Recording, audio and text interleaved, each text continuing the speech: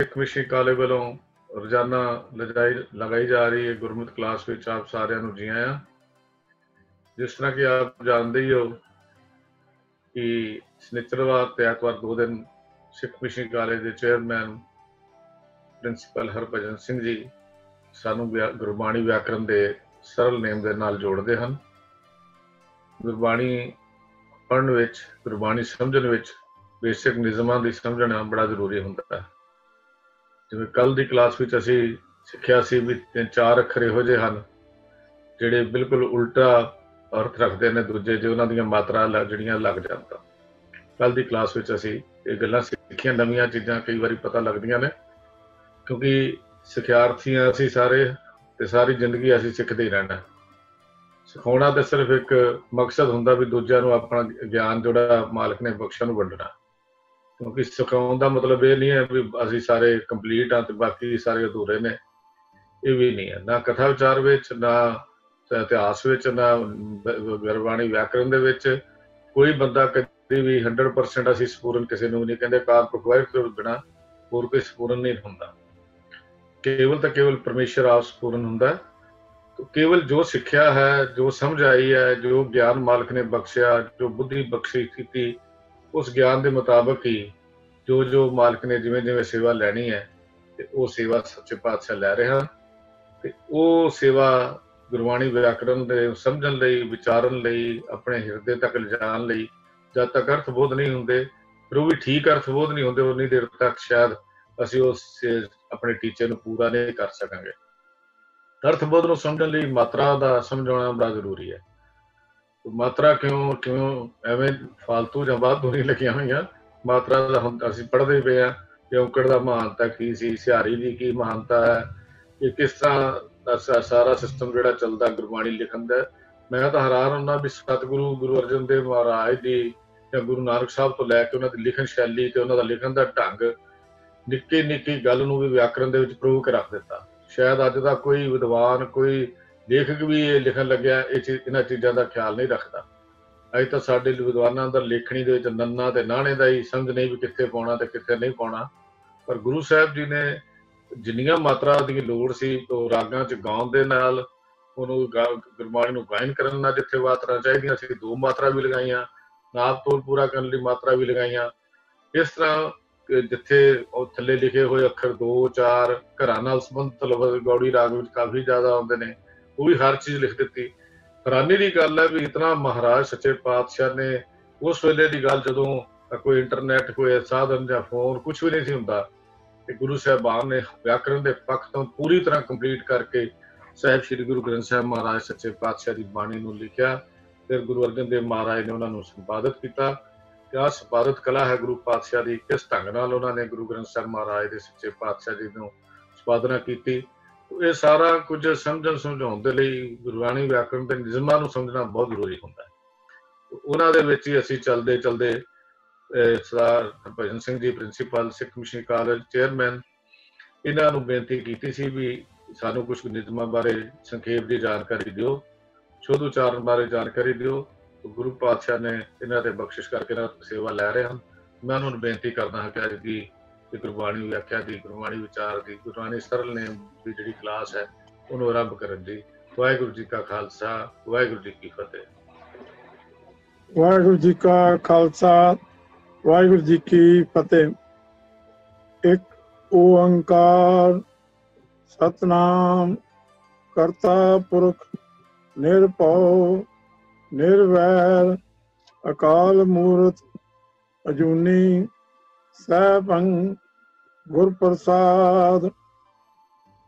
गुरबाणी व्याकरण दे सरल नेम हेठ इस क्लास दे विच हुण तक असी मुक्ता दे बारे, औंकड़ दे बारे, दुलैंकड़ दे बारे ते सिहारी दे बारे जानकारी लै चुके हैं। सिहारी का जो चैप्टर है कि सिहारी संबंधी गुरबाणी विच की नियम हैं, उन्हां विच असी सिहारी की बहुत ही वरतों संबंधकी पदां दे विच भी हुंदी है। कुछ शब्द स्त्रीलिंग दर्शाउण वास्ते अखरां दे नाल सिहारी की वरतों की जाती है। इसे तरह संस्कृत दे विचों, फारसी दे विचों ਜਿਹੜੇ ਕੁਝ ਸ਼ਬਦ ਆਏ ਹਨ ਉਹ ਸਿਆਰੀ ਅੰਤ ਦੇ ਨਾਲ ਆਏ ਹਨ। ਜਿਹੜੇ ਵਿਸ਼ੇਸ਼ਣ ਹਨ ਉਹ ਵਿਸ਼ੇਸ਼ਣੀ ਪਦ ਜਿਹੜੇ ਹਨ ਉਹ ਵੀ ਸਿਆਰੀ ਦੇ ਨਾਲ ਵਰਤੇ ਗਏ ਹਨ। ਤੇ ਇਸੇ ਤਰੀਕੇ ਦੇ ਨਾਲ ਕਿਰਿਆ ਦੇ ਵਿੱਚੋਂ ਜਿਹੜੇ ਅਰਥ ਨਿਕਲਦੇ ਹਨ, ਸਿਆਰੀ ਦੇ ਨਾਲ ਜਿਹੜੀਆਂ ਕਿਰਿਆਵਾਂ ਅੰਤ ਹੁੰਦੀਆਂ ਹਨ, ਉਹਨਾਂ ਦੇ ਬਾਰੇ ਆਪਾਂ ਜਿਹੜੀ ਵਿਚਾਰ ਹੈ ਉਹ ਪਿਛਲੇ ਦਿਨਾਂ ਦੇ ਵਿੱਚ ਜਿਹੜੀਆਂ ਕਲਾਸਾਂ ਲੱਗੀਆਂ ਨੇ ਉਹਨਾਂ 'ਚ ਅਸੀਂ ਪੜ੍ਹ ਚੁੱਕੇ ਹਾਂ।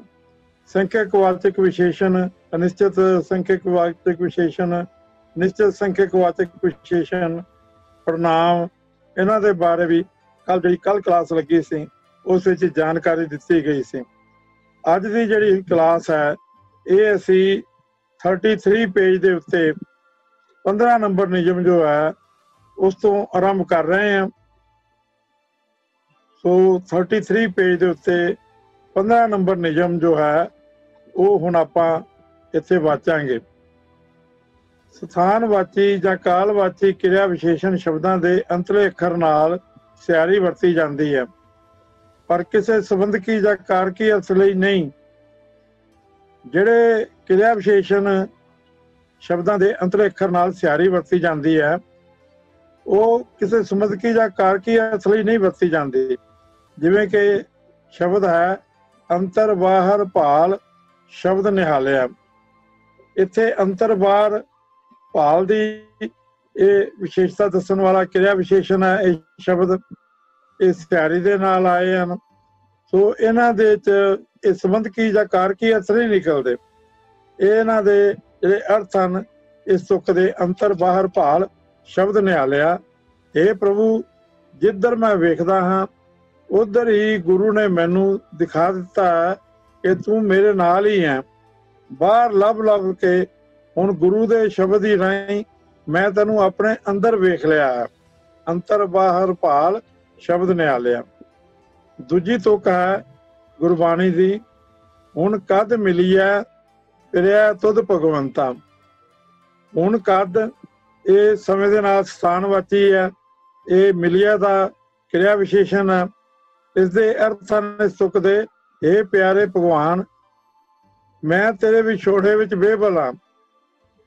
ਦੱਸ ਹੁਣ ਮੈਂ ਤੈਨੂੰ ਕਦੋਂ ਮਿਲ ਸਕਾਂਗਾ। ਹੁਣ ਕਦ ਮਿਲਿਆ ਫਿਰਿਆ ਤੁਧ ਭਗਵੰਤਾ।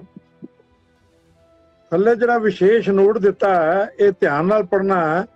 ਜਦੋਂ ਉਪਰੋਕਤ ਸ਼ਬਦ ਕਿਰਿਆ ਵਿਸ਼ੇਸ਼ਣ ਕਰਕੇ ਦੱਸੇ ਗਏ ਹਨ, ਜਿਹੜੇ ਅੰਤਰ ਬਾਹਰ ਜਾਂ ਹੁਣ ਕਦ, ਇਹ ਜਿਹੜੇ ਵੀ ਸ਼ਬਦਾਂ ਦੀ ਆਪਾਂ ਵਿਚਾਰ ਕਰ ਰਹੇ ਹਾਂ ਇਹ ਨਾਮ ਕਰਕੇ ਆਉਂਦੇ ਹਨ, ਜਦੋਂ ਕਿਰਿਆ ਵਿਸ਼ੇਸ਼ਣ ਕਰਕੇ ਨਹੀਂ ਆਉਂਦੇ। ਇਹੀ ਸ਼ਬਦ ਜਦੋਂ ਨਾਮ ਕਰਕੇ ਆਉਂਦੇ ਹਨ ਤਾਂ ਇਹਨਾਂ ਦੇ ਅੰਤ ਵਿੱਚ ਸਿਆਰੀ ਨਹੀਂ ਆਉਂਦੀ।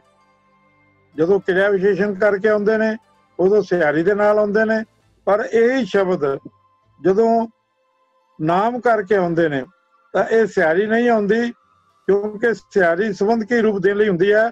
ਪਰ ਜਦੋਂ ਸ਼ਬਦ ਹੀ ਨਾਮ ਹੋਵੇਗਾ ਤਾਂ ਉਹਦਾ ਰੂਪ ਵੀ ਨਾਮ ਵਾਲਾ ਹੀ ਹੋਵੇਗਾ। ਜਿਵੇਂ ਇੱਕ ਵਚਨ ਪੁਲਿੰਗ ਨਾਮ ਹੋਵੇ ਤਾਂ ਔਂਕੜ ਦੇ ਨਾਲ ਆਉਂਦਾ ਹੈ। ਜੇ ਉਹਦਾ ਬਹੁਵਚਨ ਬਣਾਉਣਾ ਹੋਵੇ ਤਾਂ ਫਿਰ ਉਸਦੀ ਔਂਕੜ ਲੱਥ ਜਾਂਦੀ ਹੈ। ਉਹ ਜੋ ਪਹਿਲਾਂ ਆਪਾਂ ਚੈਪਟਰ ਪੜ੍ਹਿਆ ਸੀ ਮੁਕਤਾ ਅੰਤ ਦੇ ਵਿੱਚ, ਇੱਥੇ ਉਸ ਨਾਮ ਦੀ ਗੱਲ ਕੀਤੀ ਗਈ ਹੈ। ਹੁਣ ਆਪਾਂ ਅੰਤਰ ਬਾਹਰ ਭਾਲ ਸ਼ਬਦ ਨਿਹਾਲਿਆ ਵਿੱਚ ਅੰਤਰ ਤੇ ਬਾਹਰ ਦੇ ਰਾਰੇ ਨੂੰ ਸਿਆਰੀ ਸੀ, ਇਹ ਕਿਰਿਆ ਵਿਸ਼ੇਸ਼ਣ ਸਨ। ਹੁਣ ਜਦੋਂ ਬਾਹਰ ਸ਼ਬਦ ਆਪਾਂ ਨਾਮ ਦੇ ਤੌਰ ਦੇ ਉੱਤੇ ਵਰਤ ਰਹੇ ਹਾਂ ਤਾਂ ਬਾਹਰ ਕਾ ਮਾਸ ਮੰਦਾ ਸੁਆਮੀ ਘਰ ਕਾ ਮਾਸ ਚੰਗੇਰਾ। ਇੱਥੇ ਹੁਣ ਬਾਹਰ ਬੱਬੇ ਨੂੰ ਕੰਨਾ, ਹਾਹਾ ਤੇ ਰਾਰਾ ਇਹ ਹੁਣ ਕਿਰਿਆ ਵਿਸ਼ੇਸ਼ਣ ਨਹੀਂ ਹੈ, ਇਸ ਕਰਕੇ ਇਹ ਸਿਆਰੀ ਦੇ ਨਾਲ ਨਹੀਂ ਆਇਆ। ਇਹ ਬਾਹਰ ਹੁਣ ਨਾਮ ਹੈ। ਤੇ ਬਾਹਰ ਦੇ ਰਾਰੇ ਦੀ ਜਿਹੜੀ ਔਂਕੜ ਸੀ ਉਹ ਕਿਉਂ ਇੱਥੇ ਬਾਹਰ ਕਾ ਮਾਸ ਵਿੱਚ ਕੱਟੀ ਗਈ, ਕਿਉਂਕਿ ਬਾਹਰ ਦੇ ਅੱਗੇ ਕਾ ਸੰਬੰਧਕੀ ਪਦ ਆ ਰਿਹਾ ਹੈ। ਇਹ ਆਪਾਂ ਪਹਿਲੇ ਚੈਪਟਰ ਵਿੱਚ ਪਹਿਲੀ ਕਲਾਸ ਦੇ ਵਿੱਚ ਆਪਾਂ ਇਹ ਪੜ੍ਹਿਆ ਸੀ ਕਿ ਜਦੋਂ ਕਿਸੇ ਨਾਮ ਦੇ ਅੱਗੇ ਸੰਬੰਧਕੀ ਪਦ ਆ ਜਾਵੇਗਾ, ਕਾ ਕੇ ਕੀ ਦਾਦੇ ਦੀ ਨੂੰ ਨੌ ਵਿੱਚ ਵਿਸੇਤੀ ਜਾਂ ਜਿੰਨੇ ਵੀ ਸੰਬੰਧਕ ਹਨ ਕੋਈ ਵੀ ਆ ਜਾਏ ਤਾਂ ਉਸ ਨਾਮ ਦੀ ਇੱਕ ਵਚਨ ਪੁਲਿੰਗ ਨਾਮ ਦੀ ਜਿਹੜੀ ਔਂਕੜ ਆ ਉਹ ਲੱਥ ਜਾਵੇਗੀ। ਇੱਥੇ ਬਾਹਰ ਦੇ ਰਾਰੇ ਨੂੰ ਔਂਕੜ ਚਾਹੀਦੀ ਸੀ ਕਿਉਂਕਿ ਇੱਕ ਵਚਨ ਨਾਮ ਹੈ ਤੇ ਇਸ ਦਾ ਅੱਗੇ ਸੰਬੰਧਕੀ ਪਦ ਕਾ ਆ ਜਾਣ ਕਰਕੇ ਰਾਰੇ ਦੀ ਔਂਕੜ ਲੱਥ ਗਈ। ਤੇ ਤੁਕ ਹੈ ਬਾਹਰ ਕਾ ਮਾਸ ਮੰਦਾ ਸੁਆਮੀ ਘਰ ਕਾ ਮਾਸ ਚੰਗੇਰਾ। ਇਸ ਤੁਕ ਦੇ ਅਰਥ ਇਹ ਹਨ, ਭਲਾ ਦੱਸੋ ਪੰਡਤ ਜੀ, ਇਹ ਪੰਡਤ ਨਾਲ ਗੁਫ਼ਤਗੂ ਚੱਲ ਰਹੀ ਹੈ, ਪੰਡਤ ਨੂੰ ਉਪਦੇਸ਼ ਕੀਤਾ ਜਾ ਰਿਹਾ। ਭਲਾ ਦੱਸੋ ਪੰਡਤ ਜੀ, ਇਹ ਕੀ ਕਿ ਬਾਹਰੋਂ ਲਿਆਂਦਾ ਹੋਇਆ ਮਾਸ ਮਾੜਾ ਤੇ ਘਰ ਦਾ ਵਰਤਿਆ ਜਿਹੜਾ ਮਾਸ ਹੈ ਉਹ ਚੰਗਾ ਹੈ। ਇਹ ਸ਼ਬਦ ਗੁਰੂ ਨਾਨਕ ਦੇਵ ਜੀ ਮਹਾਰਾਜ ਨੇ ਇੱਕ ਮਾਸ ਦੇ ਸੰਬੰਧ ਵਿੱਚ, ਜਿਹੜੇ ਲੋਕ ਝਗੜਾ ਕਰਦੇ ਸਨ, ਮਾਸ ਖਾਣਾ ਚਾਹੀਦਾ, ਮਾਸ ਨਹੀਂ ਖਾਣਾ ਚਾਹੀਦਾ, ਉਸ ਗੱਲ ਨੂੰ ਸਪਸ਼ਟ ਕਰਨ ਵਾਸਤੇ, ਇਹ ਝਗੜੇ ਨੂੰ ਫਜ਼ੂਲ ਦਾ ਝਗੜਾ ਦੱਸਣ ਵਾਸਤੇ ਇੱਕ ਸ਼ਬਦ ਉਚਾਰਨ ਕੀਤਾ ਸੀ। 1290 ਪੰਨੇ ਦੇ ਉੱਤੇ ਗੁਰੂ ਗ੍ਰੰਥ ਸਾਹਿਬ ਦੇ ਚੋਂ ਸ਼ਬਦ ਹੈ, ਮਾਸ ਮਾਸ ਕਰ ਮੂਰਖ ਝਗੜੇ, ਗਿਆਨ ਧਿਆਨ ਨਹੀਂ ਜਾਣੇ, ਕੌਣ ਮਾਸ ਕੌਣ ਸਾਗ ਕਹਾਵਾ, ਕਿਸ ਮੈਂ ਪਾਪ ਸਮਾਣੇ। ਇਹ ਸਾਰੇ ਸ਼ਬਦ ਵਿੱਚ ਅਖੀਰ ਦੇ ਵਿੱਚ ਗੁਰੂ ਪਾਤਸ਼ਾਹ ਨੇ ਦੱਸਿਆ ਇਹ ਹੈ ਕਿ ਇੱਥੇ ਮਾਸ ਦੀ ਗੱਲ ਨਹੀਂ ਹੈ, ਗੱਲ ਚਸਕੇ ਦੀ ਹੈ। ਚਸਕਾ ਭਾਵੇਂ ਮਾਸ ਦਾ ਹੋਵੇ, ਚਸਕਾ ਭਾਵੇਂ ਕਿਸੇ ਹੋਰ ਚੀਜ਼ ਦਾ ਹੋਵੇ, ਇਹ ਇੱਕ ਰਸ ਹੈ। ਜਿਹੜਾ ਬੰਦਾ ਇਹਨਾਂ ਚਸਕਿਆਂ ਵਿੱਚ ਫਸ ਜਾਂਦਾ ਹੈ, ਫਿਰ ਉਹ ਨਾਮ ਦਾ ਰਸ ਨਹੀਂ ਲੈ ਸਕਦਾ। ਇੱਥੇ ਰਸ ਸਰੀਰ ਕੇ ਕਹਿ ਘਟ ਨਾਮ ਨਿਵਾਸ। ਜੇ ਰਸਾਂ ਕਸਾਂ ਦੇ ਵਿੱਚ ਬੰਦਾ ਫਸਿਆ ਹੋਵੇਗਾ ਤਾਂ ਫਿਰ ਨਾਮ ਦਾ ਰਸ ਉਸਨੂੰ ਕਿੱਥੋਂ ਪ੍ਰਾਪਤ ਹੋਵੇਗਾ। ਸੋ ਇੱਥੇ ਮਾਸ ਦਾ ਖਾਣ ਦਾ ਜਾਂ ਨਾ ਖਾਣ ਦੀ ਦਲੀਲ ਨਹੀਂ ਦਿੱਤੀ ਜਾ ਰਹੀ, ਜਾਂ ਗੁਰੂ ਸਾਹਿਬ ਕੋਈ ਵਕਾਲਤ ਨਹੀਂ ਕਰ ਰਹੇ। ਉਹ ਚਸਕਿਆਂ ਦੇ ਵਿੱਚੋਂ ਬਾਹਰ ਨਿਕਲਣ ਦੇ ਵਾਸਤੇ ਸਾਨੂੰ ਸਮਝਾ ਰਹੇ ਹਨ, ਤੇ ਪੰਡਤ ਨੂੰ ਵੀ ਇਹ ਗੱਲ ਸਮਝਾਉਂਦੇ ਹਨ ਕਿ ਘਰ ਦੇ ਵਿੱਚ ਜਿਹੜੀ ਸਾਡੀ ਇਸਤਰੀ ਹੈ, ਮੂੰਹ ਮਾਸੇ ਕਾ ਜੀ ਮਾਸੇ ਕੀ ਹੜ ਚਮਤਨ ਮਾਸ, ਮਾਸੋਂ ਬਾਹਰ ਕੱਢਿਆ ਮੰਮਾ ਮਾਸ ਗਿਰਾਸ। ਭਾਵ ਇਹ ਸਾਰਾ ਘਰ ਦਾ ਜਿਹੜਾ ਮਾਸ ਹੈ ਇਹ ਤੈਨੂੰ ਚੰਗਾ ਲੱਗਦਾ ਹੈ, ਪਰ ਬਾਹਰ ਦੇ ਮਾਸ ਤੋਂ ਤੂੰ ਨੱਕ ਇਸ ਤਰ੍ਹਾਂ ਵੜਦਾ ਹੈ, ਇਹ ਜਿਹੜਾ ਹੈ ਇਹ ਪਖੰਡ ਹੈ, ਇਹ ਠੀਕ ਨਹੀਂ ਹੈ। ਗੱਲ ਚਸਕੇ ਚੋਂ ਬਾਹਰ ਨਿਕਲਣ ਦੀ ਹੈ। ਇੱਥੇ ਹੁਣ ਬਾਹਰ ਦੇ ਮੁਕਾਬਲੇ ਘਰ ਦੇ ਮੁਕਾਬਲੇ ਤੇ ਬਾਹਰ ਆਇਆ ਹੈ। ਇਸ ਤਰੀਕੇ ਨਾਲ ਘਰ ਦੇ ਰਾਰੇ ਨੂੰ ਔਂਕੜ ਜਿਹੜੀ ਹੈ ਉਹ ਕੱਟੀ ਗਈ ਹੈ, ਕਿਉਂਕਿ ਉਸਦੇ ਅੱਗੇ ਕਾ ਸੰਬੰਧਕ ਆਇਆ ਹੈ, ਘਰ ਕਾ ਮਾਸ ਚੰਗੇਰਾ। ਪਹਿਲੇ ਬਾਹਰ ਕਾ ਮਾਸ, ਇੱਥੇ ਬਾਹਰ ਦੇ ਰਾਰੇ ਦੀ ਔਂਕੜ ਕੱਟੀ ਗਈ ਸੀ। ਬਾਹਰ ਤੇ ਘਰ ਦੋਵੇਂ ਇੱਕ ਵਚਨ ਪੁਲਿੰਗ ਨਾਮ ਹਨ। ਅੱਗੇ ਦੂਜੀ ਉਦਾਹਰਨ ਦਿੱਤੀ ਜਾ ਰਹੀ ਹੈ, ਅੰਦਰ। ਉੱਤੇ ਅੰਤਰ ਆਇਆ ਸੀ ਕਿਰਿਆ ਵਿਸ਼ੇਸ਼ਣ ਰਾਰੇ ਨੂੰ ਸ਼ਾਇਰੀ ਨਾਲ, ਇਹ ਅੰਦਰ ਹੈ। ਅੰਦਰ ਰਾਰੇ ਨੂੰ ਔਂਕੜ ਦੇ ਨਾਲ ਹੈ, ਇੱਕ ਵਚਨ ਪੁਲਿੰਗ ਨਾਮ ਹੈ। ਅੰਦਰ ਵਿਦਾ ਸੱਚ ਨਾਏ, ਬਾਹਰ ਵੀ ਸੱਚ ਡਿਠੋਮ। ਅੰਦਰ ਦਾ ਮਤਲਬ ਹੈ ਅੰਦਰਲਾ ਹਿਰਦਾ, ਭਾਵ ਜਿਹੜਾ ਸਾਡਾ ਮਨ ਹੈ। ਇਸ ਮਨ ਨੂੰ ਦੀ ਹੁਣ ਗੱਲ ਕੀਤੀ ਜਾ ਰਹੀ ਹੈ। ਇਹ ਕਿਰਿਆ ਵਿਸ਼ੇਸ਼ਣ ਨਹੀਂ ਹੈ, ਇਹ ਨਾਮ ਹੈ, ਇੱਕ ਵਚਨ ਪੁਲਿੰਗ ਨਾਮ ਹੈ। ਅੰਦਰਲਾ ਹਿਰਦਾ ਭਾਵ ਮਨ। ਜਦੋਂ ਮੇਰਾ ਅੰਦਰਲਾ ਭਾਵ ਮਨ ਸੱਚੇ ਨਾਮ ਵਿੱਚ ਵਿਝ ਗਿਆ, ਉਹਦੇ ਚ ਪਰੁੱਚ ਗਿਆ, ਤਾਂ ਮੈਂ ਬਾਹਰ ਵੀ ਉਹ ਸਦਾ ਸਿਰ ਪ੍ਰਭੂ ਨੂੰ ਵੇਖ ਲਿਆ। ਜਦੋਂ ਅੰਦਰ ਨਾਮ ਵਸ ਜਾਂਦਾ ਤਾਂ ਜੋ ਦਿਸ਼ਾ ਸੋ ਤੇਰਾ ਰੂਪ, ਫਿਰ ਸਾਨੂੰ ਸਾਰਾ ਨਜ਼ਰ ਆਉਣ ਲੱਗ ਪੈਂਦਾ। ਪਰ ਦੁੱਖ ਇਸ ਗੱਲ ਦਾ ਹੈ ਕਿ ਅਸੀਂ ਨਾਮ ਦੀਆਂ ਗੱਲਾਂ ਤਾਂ ਕਰਦੇ ਹਾਂ, ਪਰ ਨਾਮ ਜਪਦੇ ਨਹੀਂ ਆ, ਨਾਮ ਵਿੱਚ ਆਪਣੀ ਸੁਰਤ ਨੂੰ ਪਰੋਂਦੇ ਨਹੀਂ ਆ। ਨਾਮ ਸਾਡੀ ਜ਼ਿੰਦਗੀ ਦਾ, ਸਾਡੇ ਅੰਦਰ ਹਿਰਦੇ ਦਾ, ਮਨ ਦਾ ਇਹ ਹਿੱਸਾ ਨਹੀਂ ਬਣਦਾ। ਇਹ ਜਿੰਨੀਆਂ ਉਦਾਹਰਨਾਂ ਇੱਥੇ ਅਸੀਂ ਗੁਰਬਾਣੀ ਵਿਆਕਰਨ ਦੇ ਨਾਲ ਲੈ ਰਹੇ ਹਾਂ, ਗੁਰਬਾਣੀ ਦੀਆਂ ਤੁਕਾਂ ਪੜ੍ਹ ਰਹੇ ਹਾਂ, ਇਹਨਾਂ ਵਿੱਚ ਸਾਡਾ ਧਿਆਨ ਜਿੱਥੇ ਔਂਕੜ ਵੱਲ, ਦੁਲੈਂਕੜ ਵੱਲ, ਮੁਕਤਾ ਅੰਤ ਦੇ ਵੱਲ, ਵਿਸ਼ੇਸ਼ਣ ਵੱਲ, ਕਿਰਿਆ ਵਿਸ਼ੇਸ਼ਣ ਵੱਲ, ਉਹਦੇ ਨਿਯਮਾਂ ਵੱਲ ਜਾਣਾ ਚਾਹੀਦਾ ਹੈ ਗੁਰਬਾਣੀ ਨੂੰ ਸਮਝਣ ਵਾਸਤੇ। ਉਸ ਤੋਂ ਵੀ ਜ਼ਰੂਰੀ ਹੈ ਕਿ ਇਹਨਾਂ ਤੁਕਾਂ ਦੇ ਅੰਦਰ ਜੋ ਗੁਰਮਤਿ ਦੇ ਸਿਧਾਂਤ ਹਨ, ਅਧਿਆਤਮਕ ਜੀਵਨ ਜੀਵਨ ਵਾਸਤੇ ਐਸੀ ਜੀਵਨ ਜੁਗਤੀ ਜੋ ਪ੍ਰਭੂ ਨੂੰ ਮਿਲਾਉਣ ਵਾਲੀ ਹੈ, ਉਹਨਾਂ ਸਿਧਾਂਤਾਂ ਵੱਲ ਸਾਡਾ ਖਾਸ ਧਿਆਨ ਜਾਵੇ।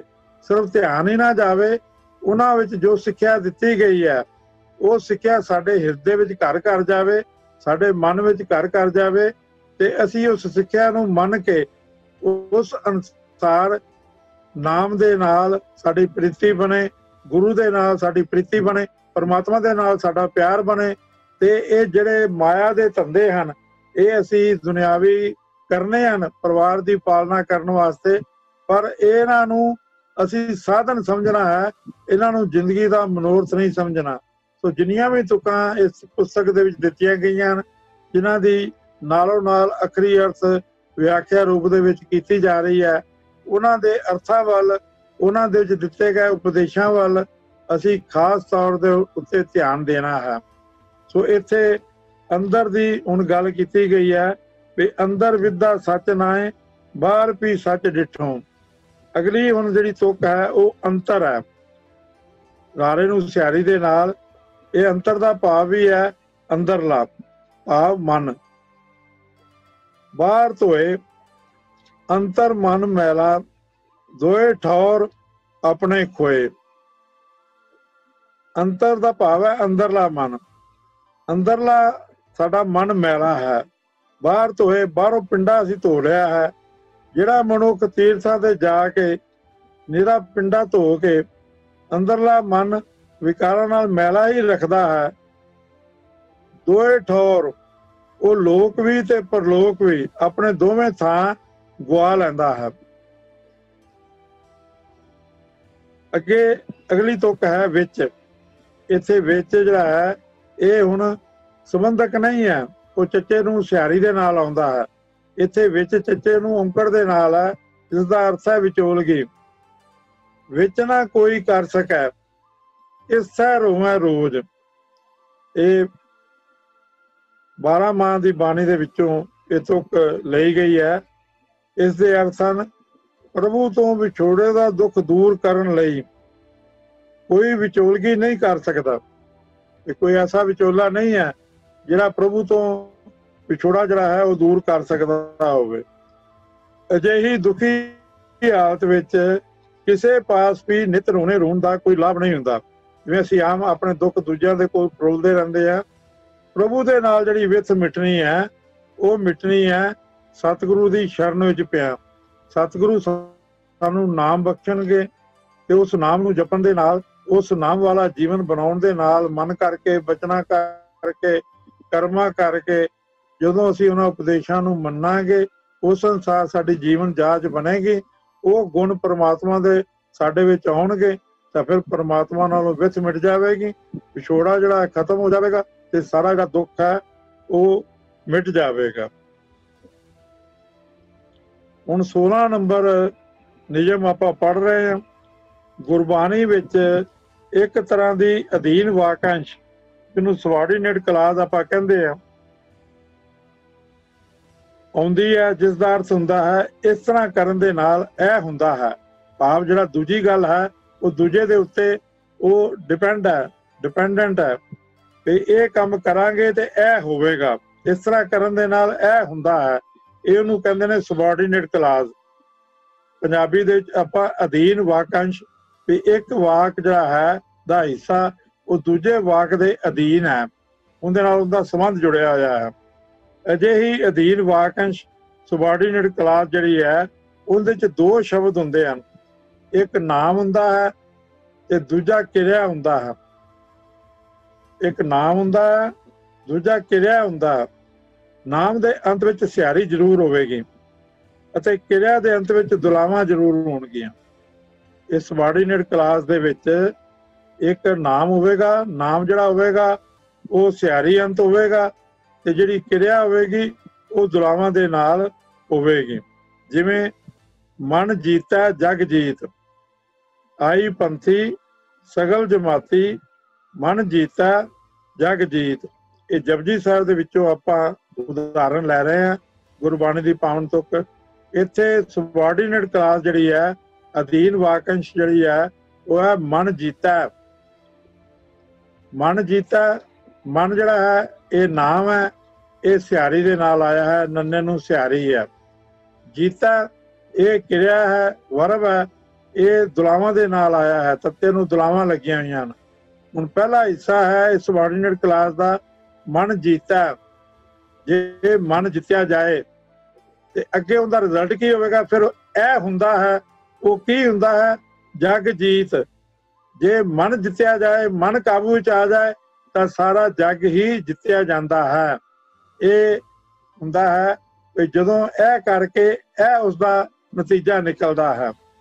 ਸੋ ਇਸ ਦੇ ਅਰਥ ਹਨ ਆਈ ਪੰਥੀ, ਜੋਗੀਆਂ ਦੇ 12 ਫਿਰਕੇ ਹਨ, ਉਹਨਾਂ ਵਿੱਚੋਂ ਸਭ ਤੋਂ ਉੱਚਾ ਜਿਹੜਾ ਫਿਰਕਾ ਹੈ ਉਹ ਪੰਥ ਜਿਹੜਾ ਹੈ ਉਹਨੂੰ ਆਈ ਪੰਥ ਕਹਿੰਦੇ ਆ। ਉਹ ਗਿਣਿਆ ਜਾਂਦਾ ਆਈ ਪੰਥ, ਉਹ ਸਭ ਤੋਂ ਉੱਚਾ ਗਿਣਿਆ ਜਾਂਦਾ। ਆਈ ਪੰਥੀ ਸਗਲ ਜਮਾਤੀ, ਜੋ ਮਨੁੱਖ ਸਾਰੀ ਸ੍ਰਿਸ਼ਟੀ ਦੇ ਜੀਵਾਂ ਨੂੰ ਆਪਣਾ ਜਾਣੇ। ਸਗਲ ਜਮਾਤੀ ਦਾ ਮਤਲਬ ਹੈ ਆਪਣਾ ਜਾਣੇ। ਜਿਵੇਂ ਇੱਕ ਜਮਾਤ ਵਿੱਚ ਬੱਚੇ ਪੜ੍ਹਦੇ ਨੇ ਤੇ ਸਾਰੇ ਬੱਚਿਆਂ ਨੂੰ ਅਸੀਂ ਆਪਣੇ ਜਾਣਦੇ ਆ ਵੀ ਇਹ ਮੇਰੀ ਜਮਾਤ ਦੇ ਬੱਚੇ ਨੇ। ਇਵੇਂ ਆਈ ਪੰਥ ਕੀ ਹੈ? ਸਗਲ ਜਮਾਤੀ, ਸਾਰੇ ਸ੍ਰਿਸ਼ਟੀ ਦੇ ਜੀਵਾਂ ਨੂੰ ਆਪਣਾ ਜਾਣੇ ਤਾਂ ਸਾਰਾ ਜਗਤ ਹੀ ਜਿੱਤਿਆ ਜਾਂਦਾ ਹੈ। ਭਾਵ ਤਾਂ ਜਗਤ ਦੀ ਮਾਇਆ ਪਰਮਾਤਮਾ ਤੋਂ ਵਿਛੋੜ ਨਹੀਂ ਸਕਦੀ। ਆਈ ਪੰਥੀ ਸਗਲ ਜਮਾਤੀ, ਮਨ ਜੀਤਾ ਜਗ ਜੀਤ। ਮਨ ਜਿੱਤਣ ਦੇ ਨਾਲ ਜਗ ਜਿੱਤਿਆ ਜਾਂਦਾ ਹੈ। ਇਹ ਸਬਆਰਡੀਨੇਟ ਕਲਾਜ਼ ਹੈ। ਅੱਗੇ ਦੂਜੀ ਉਦਾਹਰਨ ਲੈ ਰਹੇ ਹਾਂ। ਸਾਜਨ ਮਿਲਿਆ ਸੁਖ ਪਾਇਆ, ਜਮਦੂਤ ਮੂਏ ਵਿਖ ਖਾਏ। ਹੁਣ ਸਾਜਨ ਮਿਲਿਆ, ਸਾਜਨ ਨਾਉਨ ਹੈ, ਨਾਮ ਹੈ। ਇਹਦੇ ਨੰਨੇ ਨੂੰ ਸਿਆਰੀ ਲੱਗੀ ਹੋਈ ਆ, ਕਿਉਂਕਿ ਆਪਾਂ ਉੱਤੇ ਪੜ੍ਹਿਆ ਸੀ ਜਿਹੜਾ ਨਾਮ ਆਏਗਾ ਸਬਆਰਡੀਨੇਟ ਕਲਾਸ ਦੇ ਵਿੱਚ, ਇੱਕ ਨਾਮ ਹੋਵੇਗਾ, ਇੱਕ ਕਿਰਿਆ ਹੋਵੇਗੀ। ਸਾਜਨ ਨਾਮ ਹੈ, ਇਹ ਸਿਆਰੀ ਦੇ ਨਾਲ ਆਇਆ ਹੈ, ਨੰਨੇ ਨੂੰ ਸਿਆਰੀ ਹੈ। ਐੜੇ ਸਾਜਨ ਮਿਲਿਆ ਦਾ ਅਰਥ ਹੈ ਜੇ ਜਦੋਂ ਸੱਜਣ ਪ੍ਰਭੂ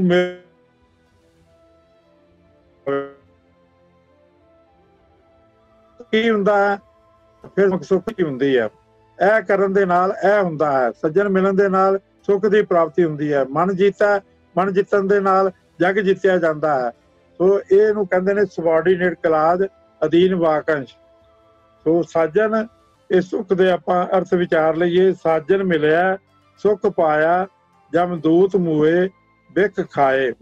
ਜੇ ਸੱਜਣ ਪ੍ਰਭੂ ਮਿਲ ਪਵੇ ਤਾਂ ਆਤਮਕ ਆਨੰਦ ਮਿਲ ਜਾਂਦਾ ਹੈ, ਸੁੱਖ ਪਾਇਆ।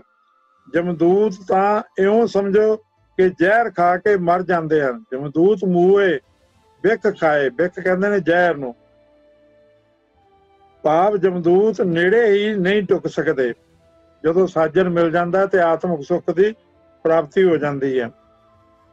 ਹੁਣ ਆਪਾਂ ਸਾਜਨ ਮਿਲਣ ਦੀ ਗੱਲ ਕਰਦੇ ਹਾਂ, ਆਤਮਕ ਸੁੱਖ ਦੀ ਗੱਲ ਕਰਦੇ ਹਾਂ। ਸਿਰਫ ਮੈਂ ਵਿਸ਼ਾ ਨਿਭਾਉਣਾ ਹੈ, ਇਸ ਕਰਕੇ ਮੈਂ ਇਹ ਗੱਲਾਂ ਕਰ ਰਿਹਾ ਹਾਂ। ਤੁਸੀਂ ਇਸ ਵਿਸ਼ੇ ਨੂੰ ਕਲਾਸ ਵਿੱਚ ਸੁਣ ਰਹੇ ਹੋ, ਇਸ ਕਰਕੇ ਤੁਸੀਂ ਇਹ ਗੱਲਾਂ ਸੁਣ ਰਹੇ ਹੋ। ਪਰ ਅਸਲ ਜਿਹੜਾ ਸਾਡੀ ਮੰਜ਼ਿਲ ਹੈ ਉਹ ਉਦੋਂ ਹੀ ਬਣੇਗੀ ਜਦੋਂ ਸਾਜਨ ਮਿਲਿਆ ਵਾਲੀ ਅਵਸਥਾ ਵਿੱਚ ਅਸੀਂ ਪਹੁੰਚ ਜਾਵਾਂਗੇ ਤੇ ਸੁੱਖ ਪਾਇਆ, ਉਹ ਆਤਮਕ ਸੁੱਖ ਸਾਨੂੰ ਨਸੀਬ ਹੋ ਜਾਵੇਗਾ। ਸਾਡਾ ਦੁਖਾਂਤ ਇਹ ਹੈ ਸਿੱਖ ਕੌਮ ਦਾ ਕਿ ਅਸੀਂ ਗੁਰਬਾਣੀ ਨੂੰ ਪੜ੍ਹਦੇ ਹਾਂ ਪਰ ਵਿਚਾਰਦੇ ਨਹੀਂ। ਜੇ ਵਿਚਾਰਦੇ ਆ ਤਾਂ ਜਿਹੜੇ ਉਪਦੇਸ਼ ਉਸ ਵਿੱਚ ਦਿੱਤੇ ਗਏ ਹਨ, ਜਿਹੜਾ ਰਾਹ ਦੱਸਿਆ ਗਿਆ ਹੈ, ਉਸ ਰਾਹ ਤੇ ਚੱਲਣ ਦਾ ਯਤਨ ਨਹੀਂ ਕਰਦੇ। ਚਲਾਉਣਾ ਵੀ ਉਸ ਅਕਾਲ ਪੁਰਖ ਵਾਹਿਗੁਰੂ ਨੇ। ਅਸੀਂ ਹੋਰ ਦੁਨਿਆਵੀ ਮੰਗਾਂ ਸਾਰੀਆਂ ਮੰਗਦੇ ਹਾਂ ਰੱਬ ਦੇ ਕੋਲੋਂ, ਪਰ ਉਸ ਦੀ ਕਿਰਪਾ, ਉਸ ਦੀ ਬਖਸ਼ਿਸ਼ ਨਹੀਂ ਮੰਗਦੇ ਕਿ ਉਹ ਕਿਰਪਾ ਕਰੇ, ਸਾਡੇ ਤੇ ਬਖਸ਼ਿਸ਼ ਕਰੇ ਤੇ ਸਾਨੂੰ ਉਹ ਅਵਸਥਾ, ਉਹ ਜੀਵਨ ਜੁਗਤੀ, ਉਹ ਜਾਚ ਸਾਜਨ ਨੂੰ ਮਿਲਣ ਦੀ, ਆਤਮਕ ਸੁੱਖ ਦੀ ਪ੍ਰਾਪਤੀ ਦੀ, ਉਹ ਪ੍ਰਾਪਤ ਹੋ ਜਾਏ। ਸੋ ਇਹ ਗੁਰੂ ਦੀ ਕਿਰਪਾ ਦੇ ਨਾਲ, ਪਰਮਾਤਮਾ ਦੀ ਬਖਸ਼ਿਸ਼ ਦੇ ਨਾਲ ਹੀ ਇਹ ਸਾਰਾ ਕੁਝ ਹੋ ਸਕਦਾ ਹੈ। ਸੋ ਜਦੋਂ ਵੀ ਆਪਾਂ ਮੰਗੀਏ ਕਿਰਪਾ ਕਿਰਪਾ ਕਿਰਪਾ ਕਿਰਪਾ, ਬਖਸ਼ਿਸ਼ ਬਖਸ਼ਿਸ਼, ਬਸ ਇਹੀ ਦਾਤ ਹੈ, ਸਭ ਤੋਂ ਵੱਡੀ ਦਾਤ। ਜਦੋਂ ਕੱਲ ਵੀ ਆਪਾਂ ਪੜ੍ਹਿਆ ਸੀ ਕਿ ਜਿਸ ਨੂੰ ਨਦਰ ਕਰਮ ਤਿੰਨ ਕਾਰ, ਜਿਸ ਦੇ ਉੱਤੇ ਨਦਰੇ ਇਨਾਇਤ ਹੁੰਦੀ ਹੈ ਉਸ ਨੂੰ ਇਹ ਜੀਵਨ ਜੁਗਤੀ ਮਿਲਦੀ ਹੈ। ਸੋ ਸਾਡੀ ਮੰਗ ਵੀ ਇਹ ਬਖਸ਼ਿਸ਼ ਦੀ ਨਜ਼ਰ ਤੇ ਕਿਰਪਾ ਦ੍ਰਿਸ਼ਟੀ ਜਿਹੜੀ ਹੈ ਪਰਮਾਤਮਾ ਦੀ, ਗੁਰੂ ਦੀ, ਉਹ ਮੰਗ ਸਾਡੀ ਹੋਣੀ ਚਾਹੀਦੀ ਹੈ। ਅਗਲੀ ਤੁਕ ਆਪਾਂ ਲੈ ਰਹੇ ਹਾਂ ਸਬਆਰਡੀਨੇਟ ਕਲਾਜ਼ ਦੇ ਵਿੱਚ। ਨਾਨਕ ਨਾਮ ਸਲਾਹਿਆ ਮਨ ਤਨ ਸੀਤਲ ਹੋਏ। ਨਾਮ ਇਸੇ ਨਾਉਨ ਹੈ, ਇਸ ਕਰਕੇ ਮੰਮੇ ਨੂੰ ਸਿਆਰੀ ਦੇ ਨਾਲ ਆਇਆ ਹੈ। ਸਲਾਹ ਹੈ, ਇਹ ਕਿਰਿਆ ਹੈ, ਐੜੇ ਨੂੰ ਦੁਲਾਵਾਂ ਦੇ ਨਾਲ ਆਈ ਹੈ। ਨਾਮ ਸਲਾਹਿਆ, ਜੇ ਨਾਮ ਨੂੰ ਆਪਾਂ ਸਲਾਹੀਏ, ਆਪ ਸਿਫਤ ਕਰੀਏ, ਵਡਿਆਈ ਕਰੀਏ ਤਾਂ ਹੁੰਦਾ ਕੀ ਹੈ, ਉਹਦਾ ਨਤੀਜਾ ਕੀ ਨਿਕਲਦਾ ਹੈ? ਇਹ ਕਰਨ ਦੇ ਨਾਲ ਇਹ ਹੁੰਦਾ ਹੈ, ਨਾਮ ਸਲਾਉਣ ਦੇ ਨਾਲ ਮਨ ਤਨ ਸੀਤਲ ਹੋਏ, ਸਾਡਾ ਮਨ ਵੀ ਤੇ ਸਾਡਾ ਤਨ ਵੀ ਸੀਤਲ ਹੋ ਜਾਂਦਾ ਹੈ। ਇਹ ਨਾਨਕ ਜੇ ਪ੍ਰਭੂ ਦੇ ਨਾਮ ਦੀ ਵਡਿਆਈ ਕਰਦੇ ਰਹੀਏ, ਨਾਨਕ ਨਾਮ ਸਲਾਹੀਐ, ਤਾਂ ਮਨ ਤਨ ਸੀਤਲ ਹੋਏ, ਤਾਂ ਮਨ ਤੇ ਤਨ ਠੰਡੇ ਠਾਰ ਰਹਿੰਦੇ ਹਨ। ਹੁਣ ਅਗਲੀ ਤੁਕ ਆਪਾਂ ਲੈ ਰਹੇ ਹਾਂ।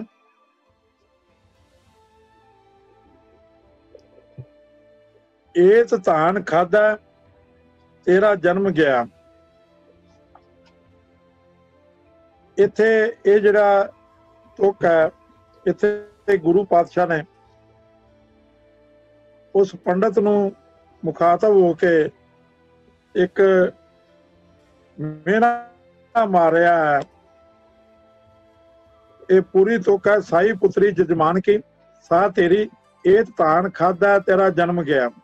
ਪੰਡਤ ਦਾ ਕੰਮ ਹੁੰਦਾ, ਭਾਵੇਂ ਉਹ ਕੋਈ ਵੀ ਦਿਨ ਤਿਉਹਾਰ ਹੋਵੇ, ਕੋਈ ਵੀ ਰਸਮ ਰਿਵਾਜ ਹੋਵੇ, ਉਸਨੇ ਦਾਨ ਲੈਣਾ ਹੁੰਦਾ ਹੈ। ਗੁਰੂ ਪਾਤਸ਼ਾਹ ਕਹਿੰਦੇ ਹਨ, ਇਹ ਪੰਡਤ ਪੁਰੋਹਿਤ ਹੋਣ ਕਰਕੇ ਤੂੰ ਆਪਣੇ ਜਜਮਾਨ ਪਾਸੋਂ ਹਰ ਦਿਨ ਦਿਹਾੜ ਤੇ ਦਾਨ ਲੈਂਦਾ ਹੈ, ਪਰ ਇੱਕ ਦਿਨ ਤੂੰ ਆਪਣੇ ਜਜਮਾਨ ਤੋਂ ਗਲਤ ਥਾਂ ਦਾਨ ਲੈ ਲੈਂਦਾ ਹੈ। ਉਹ ਗਲਤ ਥਾਂ ਕਿਹੜੀ ਹੈ? ਵੀ ਜਜਮਾਨ ਦੀ ਧੀ ਸਾਈ ਪੁੱਤਰੀ ਜਜਮਾਨ ਕੀ, ਜਜਮਾਨ ਦੀ ਜਿਹੜੀ ਧੀ ਹੈ ਸਾਈ ਪੁੱਤਰੀ ਜਜਮਾਨ ਕੀ, ਉਹ ਤੇਰੀ ਹੀ ਧੀ ਹੈ। ਇਹ ਤਾਂ ਧਾਨ ਖਾਧਾ। ਹੁਣ ਧੀ ਦੇ ਵਿਆਹ ਤੇ ਜਜਮਾਨ ਪਾਸੋਂ ਦਾਨ ਲੈਣਾ, ਇਹ ਧੀ ਦਾ ਪੈਸਾ ਖਾਣ ਵਾਲੀ ਗੱਲ ਹੈ। ਇਹ ਅੰਨ ਖਾਣ ਨਾਲ, ਇਹ ਪੈਸਾ ਖਾਣ ਨਾਲ ਤੂੰ ਆਪਣਾ ਆਤਮਿਕ ਜੀਵਨ ਗਵਾ ਲੈਂਦਾ ਹੈ। ਹੁਣ ਇਸ ਤੁਕ ਦੇ ਵਿੱਚ ਧਾਨ ਖਾਧਾ, ਧਾਨ ਸ਼ਬਦ ਨਾਉਨ ਹੈ, ਨੰਨੇ ਨੂੰ ਸਿਹਾਰੀ ਦੇ ਨਾਲ ਆਇਆ ਹੈ। ਇਹਦੇ ਨਾਲ ਅੱਗੇ ਜਿਹੜੀ ਕਿਰਿਆ ਹੈ ਉਹ ਤੱਦੇ ਨੂੰ ਦੁਲਾਵਾਂ ਦੇ ਨਾਲ ਹੈ। ਇਹ ਧਾਨ ਖਾਧਾ, ਇਹੋ ਜਿਹਾ ਧਾਨ ਖਾਣ ਦੇ ਨਾਲ, ਇਹ ਕੰਮ ਕਰਨ ਦੇ ਨਾਲ ਕੀ ਹੋਵੇਗਾ? ਤੇਰਾ ਜਨਮ ਗਿਆ। ਪਹਿਲੀ ਤੁਕ ਸੀ ਧਾਨ ਖਾਧਾ, ਇਹ ਕਰਨ ਦੇ ਨਾਲ ਉਹਦਾ ਰਿਜ਼ਲਟ ਕੀ ਨਿਕਲਿਆ? ਤੇਰਾ ਜਨਮ ਗਿਆ। ਇਹਨੂੰ ਕਹਿੰਦੇ ਨੇ ਸੁਬਾਰਡੀਨੇਟ ਕਲਾਸ ਅਧੀਨ ਵਾਕੰਸ਼। ਹੁਣ ਅਗਲੇ ਪੇਜ ਦੇ ਉੱਤੇ 34 ਪੇਜ ਦੇ ਉੱਤੇ ਆਪਾਂ ਤੁਕ ਲੈ ਰਹੇ ਹਾਂ। ਸਤਿਗੁਰ ਮਿਲਿਆ ਸੱਚ ਪਾਇਆ, ਜਿਨੇ ਵਿੱਚੋਂ ਆਪ ਗਵਾਇਆ। ਇੱਥੇ ਸਤਿਗੁਰ ਨਾਉਨ ਹੈ, ਸਤਿਗੁਰ ਦੇ ਰਾਰੇ ਨੂੰ ਸਿਹਾਰੀ ਲੱਗੀ ਆ, ਤੇ ਅੱਗੇ ਨਾਲ ਕਿਰਿਆ ਹੈ ਮਿਲਿਆ। ਮਿਲਿਆ ਦੇ ਵਿੱਚ ਐੜੇ ਨੂੰ ਦੁਲਾਵਾਂ ਹਨ। ਸੋ ਸਤਿਗੁਰ ਮਿਲਿਆ, ਸਤਿਗੁਰੂ ਨੂੰ ਦੇ ਮਿਲਣ ਨਾਲ ਕੀ ਹੋਇਆ? ਇਹ ਕਰੀਏ ਤੇ ਇਹ ਹੁੰਦਾ ਹੈ। ਸਤਿਗੁਰ ਮਿਲਿਆ, ਇਹ ਕੀਤਾ, ਉਹਦੀ ਪ੍ਰਾਪਤੀ ਹੋਈ, ਤੇ ਹੋਇਆ ਕੀ? ਨਤੀਜਾ ਕੀ ਨਿਕਲਿਆ? ਸੱਚ ਪਾਇਆ, ਤਾਂ ਸੱਚ ਦੀ ਪ੍ਰਾਪਤੀ ਹੋਈ। ਤੁਕ ਦੇ ਆਪਾਂ ਅਰਥ ਕਰਦੇ ਹਾਂ। ਸਤਿਗੁਰ ਮਿਲਿਆ ਸੱਚ ਪਾਇਆ, ਜਿਹਨੇ ਵਿੱਚੋਂ ਆਪ ਗਵਾਇਆ। ਜਿਨ੍ਹਾਂ ਮਨੁੱਖਾਂ ਨੇ ਆਪਣੇ ਅੰਦਰੋਂ ਆਪਾ ਭਾਵ ਗਵਾ ਦਿੱਤਾ ਹੈ, ਜਿਹਨੇ ਵਿੱਚੋਂ ਆਪ ਗਵਾਇਆ, ਉਹਨਾਂ ਨੂੰ ਉਸ ਸਤਿਗੁਰੂ ਦੇ ਮਿਲਣ ਨਾਲ, ਸਤਿਗੁਰ ਮਿਲਿਆ, ਸੱਚੇ ਪ੍ਰਭੂ ਦੀ ਪ੍ਰਾਪਤੀ ਹੋ ਗਈ ਹੈ। ਅਗਲੀ ਤੁਕ ਆਪਾਂ ਲੈ ਰਹੇ ਹਾਂ। ਲੋਕ ਪਤੀਨਾ ਨਾ ਪਤ ਹੋਏ। ਲੋਕ ਪਤੀਨਾ, ਲੋਕ ਨਾਉਨ ਹੈ, ਇਸ ਕਰਕੇ ਕੱਕੇ ਨੂੰ ਸਿਹਾਰੀ ਦੇ ਨਾਲ ਆਇਆ ਹੈ। ਅੱਗੇ ਕਿਰਿਆ ਹੈ ਪਤੀਨਾ, ਇਹ ਅਨਾਣੇ ਨੂੰ ਦੁਲਾਵਾਂ ਦੇ ਨਾਲ ਆਇਆ। ਜੇ ਲੋਕ ਪਤੀਜ ਜਾਣ, ਅਸੀਂ ਇਹੋ ਜਿਹਾ ਵਿਖਾਵਾ ਕਰੀਏ, ਇਹੋ ਜਿਹਾ ਆਪਣੇ ਆਪ ਨੂੰ ਪੇਸ਼ ਕਰੀਏ ਵੀ ਲੋਕ ਸਾਡੇ ਤੋਂ ਪ੍ਰਸੰਨ ਹੋ ਜਾਣ, ਪਤੀਜ ਜਾਣ। ਲੋਕ ਪਤੀਨਾ, ਇਹ ਕੰਮ ਕਰਨ ਦੇ ਨਾਲ ਇਹ ਹੁੰਦਾ ਹੈ, ਤਾਂ ਕੀ ਹੋਵੇਗਾ? ਨਾ ਪਤ ਹੋਏ, ਤਾਂ ਸਾਡੀ ਜਿਹੜੀ ਇੱਜ਼ਤ ਹੈ ਉਹ ਲੋਕਾਂ ਦੇ ਭਤੀਜੇ ਨਾਲ ਇੱਜ਼ਤ ਨਹੀਂ ਬਣ ਸਕਦੀ। ਇੱਥੇ ਅਰਥ ਹਨ, ਜੇ ਉਸ ਮਾਲਕ ਪ੍ਰਭੂ ਦੀ ਮਿਹਰ ਨਾ ਹੋਵੇ ਤਾਂ ਇਸ ਨਾਮ ਵੱਖਰ ਨੂੰ ਨਾ ਕੋਈ ਪਰਖਣ ਲਈ ਜਾਂਦਾ ਹੈ, ਨਾ ਇਸ ਨੂੰ ਕੋਈ ਖਾ ਕੇ ਵੇਖਦਾ ਹੈ। ਚਲਾਕੀਆਂ ਵਰਤ ਕੇ ਜਗਤ ਦੀ ਤਸੱਲੀ ਕਰਾ ਦਿੱਤੀ ਜਾਂਦੀ ਹੈ। ਇਹਨੂੰ ਕਹਿੰਦੇ ਨੇ ਲੋਕ ਪਤੀਨਾ। लोकां नूं पतिया लेना, कुछ चलाकियां वरत के जगत की तसल्ली करा दी जाती है कि असी नाम वखर व्याज रहे हाँ, पर लोक पतीना पर निरा जगत की तसल्ली कराया। प्रभु की हजूरी विच आदर नहीं मिलता, लोक पतीना ना पत होए, प्रभु की हजूरी विच आदर नहीं मिलता। लोक विखावे वाली भगती रब दे दर ते प्रवान नहीं हुंदी। माफ करना, अज जिन्ना भी समाज, सिख समाज इस पासे लग्या होया है, बहुत कोई टावा टावा है, विरला है जिहड़ा इस लोकां नूं पतिआउण तो बच सकिया होवे। भगती का अर्थ ये है कि रब नूं पतिआउणा, गुरु नूं पतीजना, गुरु साडे तो पतीज जाए, रब साडे तो पतीज जाए। लोकी ना भी पतीजन तो कोई गल नहीं है। असी रब नूं, गुरु नूं खुश करना है, लोकां नूं खुश नहीं करना। 17वां नियम आपां हुण इत्थे पढ़ रहे हैं। जे कोई शब्द किसी होर बोली विचों आउंदिआं अपने नाल अंतली सियारी, मूलक सियारी लिआया होवे तां ओह सियारी सदा कायम रहेगी। जिवें हर, नार, रास, भूम, धरत, सिरठ, कीरत, रव, अगन, थित, विद, रिद, निद, मुन, स्वास्थ, स्वस्थ, दृष्ट, आद, सिमरत, प्रीत, समाद, जात, जोत, रीत, प्रविरत, निर्विरत, आथ, जोन, ਇਹੋ ਜਿਹੇ ਜਿਹੜੇ ਸ਼ਬਦ ਨੇ ਤੇ ਹੋਰ ਵੀ ਸ਼ਬਦ ਗੁਰੂ ਗ੍ਰੰਥ ਸਾਹਿਬ ਦੇ ਵਿੱਚੋਂ ਆਪਾਂ ਵੇਖ ਸਕਦੇ ਹਾਂ। ਇਹ ਸ਼ਬਦ ਆਪਣੀ ਜਿਹੜੀ ਸਿਹਾਰੀ ਇਹਨਾਂ ਨੂੰ ਲੱਗੀ ਹੈ, ਇਹ ਮੂਲਕ ਸਿਹਾਰੀ ਆਪਣੇ ਨਾਲ ਲੈ ਕੇ ਆਏ ਹਨ ਤੇ ਇਹਨਾਂ ਦੀ ਇਹ ਕਾਇਮ ਰਹਿੰਦੀ ਹੈ। ਇਹ ਸਿਹਾਰੀ ਜਿਹੜੀ ਹੈ ਇਹਨਾਂ ਸ਼ਬਦਾਂ ਦੇ ਵਿੱਚ ਜਿਹੜੀ ਵਰਤੀ ਗਈ ਹੈ, ਜਿਸ ਭਾਸ਼ਾ ਦੇ ਵਿੱਚੋਂ ਆਏ ਹਨ, ਇਹ ਆਪਣੀ ਸਿਹਾਰੀ ਮੂਲਕ ਨਾਲ ਲੈ ਕੇ ਆਏ ਹਨ। ਅੱਗੇ ਦੋ ਸ਼ਬਦ ਹਨ, ਇੱਕ ਭਗਤ ਹੈ ਤੱਤੇ ਨੂੰ ਸਿਹਾਰੀ ਦੇ ਨਾਲ ਤੇ ਇੱਕ ਭਗਤ ਤੱਤੇ ਨੂੰ ਸਿਹਾਰੀ ਤੋਂ ਬਿਨਾਂ ਹੈ। ਜਿਹੜਾ ਸ਼ਬਦ ਭਗਤ ਹੈ ਤੱਤੇ ਨੂੰ ਸਿਹਾਰੀ ਦੇ ਨਾਲ, ਉਸ ਦਾ ਅਰਥ ਹੈ ਭਗਤੀ। ਜਿੱਥੇ ਵੀ ਇਹ ਸ਼ਬਦ ਗੁਰਬਾਣੀ ਵਿੱਚ ਆਏਗਾ ਤੱਤੇ ਨੂੰ ਸਿਹਾਰੀ ਦੇ ਨਾਲ, ਤਾਂ ਉੱਥੇ ਅਰਥ ਭਗਤੀ ਦੇ ਕੀਤੇ ਜਾਣਗੇ। ਪਰ ਜਦੋਂ ਇਹ ਤੱਤੇ ਦੀ ਸਿਹਾਰੀ ਤੋਂ ਬਿਨਾਂ ਆਏਗਾ, ਭੱਬਾ, ਗੱਗਾ, ਤੱਤਾ, ਭਗਤ, ਤਾਂ ਉੱਥੇ ਇਸ ਦਾ ਅਰਥ ਹੋਏਗਾ ਭਗਤੀ ਕਰਨ ਵਾਲੇ ਭਗਤ। ਜਿਹੜੇ ਲੋਕ ਭਗਤੀ ਕਰਦੇ ਹਨ, ਰੱਬ ਦੀ ਬੰਦਗੀ ਕਰਦੇ ਹਨ, ਰੱਬ ਦਾ ਨਾਮ ਸਿਮਰਦੇ ਹਨ। ਸੋ ਇਸ ਸੰਬੰਧ ਵਿੱਚ ਆਪਾਂ ਦੋ ਪ੍ਰਮਾਣ ਗੁਰਬਾਣੀ ਦੇ ਵਿੱਚੋਂ ਲੈ ਰਹੇ ਹਾਂ। 4 ਨੰਬਰ ਪੰਨੇ ਦੇ ਉੱਤੇ ਗੁਰੂ ਗ੍ਰੰਥ ਸਾਹਿਬ ਦੇ पेज नंबर 4 ਦੇ ਉੱਤੇ ਗੁਰਬਾਣੀ ਦੇ ਵਿੱਚੋਂ ਜਪਜੀ ਸਾਹਿਬ ਦੇ ਵਿੱਚੋਂ ਹੀ ਤੁਕ ਹੈ, ਵਿਨ ਗੁਣ ਕੀਤੇ ਭਗਤ ਨਾ ਹੋਏ। Page number 4 Guru Granth Sahib, win ਗੁਣ ਕੀਤੇ ਭਗਤ ਨਾ ਹੋਏ। ਇੱਥੇ ਭਗਤ ਸ਼ਬਦ ਤੱਤੇ ਨੂੰ ਸਿਹਾਰੀ ਦੇ ਨਾਲ ਹੈ।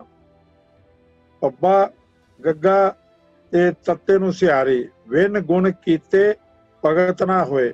ਇੱਥੇ ਭਗਤ ਦਾ ਅਰਥ ਹੈ ਭਗਤੀ।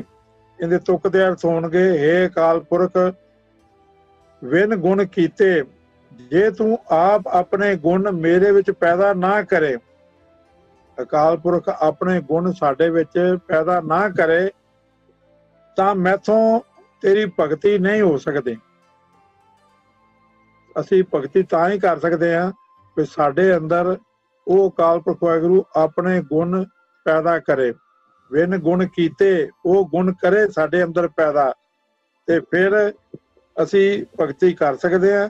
ਜੇ ਉਹ ਨਾ ਕਰੇ ਤੇ ਫਿਰ ਭਗਤ ਨਾ ਹੋਏ, ਫਿਰ ਭਗਤੀ ਨਹੀਂ ਹੋ ਸਕਦੀ। ਪੱਬਾ, ਗੱਗਾ, ਤੱਤੇ ਨੂੰ ਸਿਹਾਰੀ ਦਾ ਮਤਲਬ ਹੈ ਭਗਤੀ। ਹੁਣ ਇੱਕ ਉਦਾਹਰਨ ਆਪਾਂ ਭਗਤ ਦੀ ਵੀ ਲੈ ਲਈਏ। ਇਹ ਹੈ ਭਗਤੀ ਕਰਨ ਵਾਲੇ ਭਗਤ। ਪੱਬਾ, ਗੱਗਾ, ਤੱਤਾ, ਇੱਥੇ ਹੁਣ ਤੱਤੇ ਨੂੰ ਸਿਹਾਰੀ ਨਹੀਂ ਹੈ। ਜਦੋਂ ਤੱਤੇ ਨੂੰ ਸਿਹਾਰੀ ਨਹੀਂ ਹੈ, ਇਸ ਦਾ ਅਰਥ ਹੈ ਭਗਤ, ਭਗਤੀ ਕਰਨ ਵਾਲੇ ਭਗਤ। ਜਪਜੀ ਸਾਹਿਬ ਦੇ ਵਿੱਚੋਂ ਹੀ ਇਹ ਤੁਕ ਆਪਾਂ ਲੈ ਰਹੇ ਹਾਂ। ਅਸੰਖ ਭਗਤ ਗੁਣ ਗਿਆਨ ਵਿਚਾਰ, ਇਹ ਵੀ 4 ਨੰਬਰ ਪੇਜ ਦੇ ਉੱਤੇ ਹੀ ਹੈ। 4 ਨੰਬਰ ਪੇਜ ਗੁਰੂ ਗ੍ਰੰਥ ਸਾਹਿਬ ਦਾ ਜਪਜੀ ਸਾਹਿਬ ਦੇ ਵਿੱਚੋਂ ਅਸੰਖ ਭਗਤ ਗੁਣ ਗਿਆਨ ਵਿਚਾਰ। ਹੁਣ ਇੱਥੇ ਭਗਤ ਜਿਹੜਾ ਹੈ ਇਹ ਬਹੁ ਵਚਨ ਹੈ। ਜੇ ਤੱਤੇ ਨੂੰ ਔਂਕੜ ਹੁੰਦੀ ਇਸ ਦਾ ਮਤਲਬ ਸੀ ਇੱਕ ਭਗਤ। ਇੱਥੇ ਹੁਣ ਤੱਤੇ ਦੀ ਔਂਕੜ ਨਹੀਂ ਹੈ, ਇਹ ਮੁਕਤਾਂਤਾ, ਇਹ ਹੈ ਬਹੁਤ ਭਗਤ। ਸੋ ਇਸ ਦੇ ਅਰਥ ਹਨ ਅਕਾਲ ਪੁਰਖ ਦੀ ਕੁਦਰਤ ਵਿੱਚ ਅਣਗਿਣਤ ਭਗਤ ਹਨ। ਅਸੰਖ ਦਾ ਭਾਵ ਹੈ ਅਣਗਿਣਤ। ਅਸੰਖ ਭਗਤ ਗੁਣ ਗਿਆਨ ਵਿਚਾਰ। ਉਹ ਕੀ ਕਰਦੇ ਹਨ? ਜੋ ਅਕਾਲ ਪੁਰਖ ਦੇ ਗੁਣਾਂ ਅਤੇ ਗਿਆਨ ਦੀ ਵਿਚਾਰ ਕਰ ਰਹੇ ਹਨ। ਅਕਾਲ ਪੁਰਖ ਵਾਹਿਗੁਰੂ ਦੇ ਗੁਣ ਅਰਾਧਦੇ ਨੇ ਤੇ ਉਹਨਾਂ ਦੇ ਗਿਆਨ ਦੀ, ਅਕਾਲ ਪੁਰਖ ਦੇ ਗਿਆਨ ਦੀ ਵਿਚਾਰ ਕਰਦੇ ਹਨ। ਉਹਨਾਂ ਨੂੰ ਭਗਤ ਕਿਹਾ ਜਾਂਦਾ। ਉਹਨਾਂ ਦਾ ਇੱਕੋ ਹੀ ਕੰਮ ਹੈ, ਉਹ ਗੁਣਾਂ ਤੇ ਗਿਆਨ ਦੀ ਵਿਚਾਰ ਕਰਦੇ ਹਨ। ਇਹ ਭਗਤ ਭੱਬਾ ਗੱਗਾ ਤੱਤਾ ਇਹ ਬਹੁ ਵਚਨ ਹੈ। ਭਗਤ ਬਹੁਤੇ ਭਗਤ। ਹੁਣ ਅੱਗੇ ਮੁਕਤ ਸ਼ਬਦ ਇਸੇ ਤਰ੍ਹਾਂ ਹੈ। ਜਦੋਂ ਮੰਮੇ ਨੂੰ ਔਂਕੜ ਕੱਕਾ ਤੱਤੇ ਨੂੰ ਸਿਆਰੀ ਹੋਵੇਗੀ ਤਾਂ ਇਹ ਮੁਕਤ ਸ਼ਬਦ ਜਿਹੜਾ ਹੈ ਇਸ ਦੇ ਅਰਥ ਹਨ ਮੁਕਤੀ। ਪਰ ਜਿੱਥੇ ਇਹ ਤੱਤੇ ਦੀ ਸਿਆਰੀ ਖਤਮ ਹੋ ਜਾਂਦੀ ਹੈ ਤਾਂ ਉਸ ਦਾ ਅਰਥ ਹੈ ਮੁਕਤੀ ਪ੍ਰਾਪਤ ਕਰਨ ਵਾਲਾ, ਭਾਵ ਜੋ ਮੁਕਤ ਹੋ ਗਿਆ ਹੈ, ਮੁਕਤੀ ਦੀ ਚਾਹਤ ਰੱਖਣ ਵਾਲਾ, ਜਾਂ ਮੁਕਤ ਜਿਹੜਾ ਮੁਕਤੀ ਜਿਸ ਦੀ ਹੋ ਗਈ ਹੈ। ਇਹ ਵੀ ਧਿਆਨ ਦੇਣਾ ਹੈ ਕਿ ਮੁਕਤੀ ਆਪਾਂ ਕਿੱਥੋਂ ਪ੍ਰਾਪਤ ਕਰਨੀ ਹੈ, ਕਿਸ ਚੀਜ਼ ਤੋਂ ਮੁਕਤੀ ਪ੍ਰਾਪਤ ਕਰਨੀ ਹੈ। ਮੁਕਤੀ ਪ੍ਰਾਪਤ ਕਰਨੀ ਹੈ ਮਾਇਆ ਤੋਂ, ਮਾਇਆ ਦੀ ਮੋਹ ਤੋਂ। ਵਿਕਾਰ ਜਿਹੜੇ 5 ਵਿਕਾਰ ਮਾਇਆ ਦੇ 5 ਹਥਿਆਰ ਹਨ, ਕਾਮ ਕ੍ਰੋਧ ਲੋਭ ਮੋਹ ਹੰਕਾਰ, ਜਿਨ੍ਹਾਂ ਦਾ ਗਲਬਾ ਸਾਡੇ ਉੱਤੇ ਪਿਆ ਹੋਇਆ ਹੈ, ਜਿਨ੍ਹਾਂ ਦੀ ਕੈਦ ਵਿੱਚ ਆਪਾਂ ਜਕੜੇ ਹੋਏ ਹਾਂ, ਉਹਨਾਂ 5 ਵਿਕਾਰਾਂ ਤੋਂ ਆਪਾਂ ਮੁਕਤੀ ਪ੍ਰਾਪਤ ਕਰਨੀ ਹੈ। ਕਈ ਕਹਿੰਦੇ ਹਨ ਕਿ ਮਰਨ ਤੋਂ ਬਾਅਦ ਮੁਕਤੀ ਮਿਲੇਗੀ, ਮਰਨਾ ਹੀ ਤੇ ਪਾਈਆ ਪੂਰਨ ਪਰਮਾਨੰਦ। ਉੱਥੇ ਅਰਥ ਇਹ ਨਹੀਂ ਹਨ।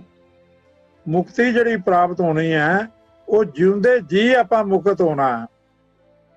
ਇਹ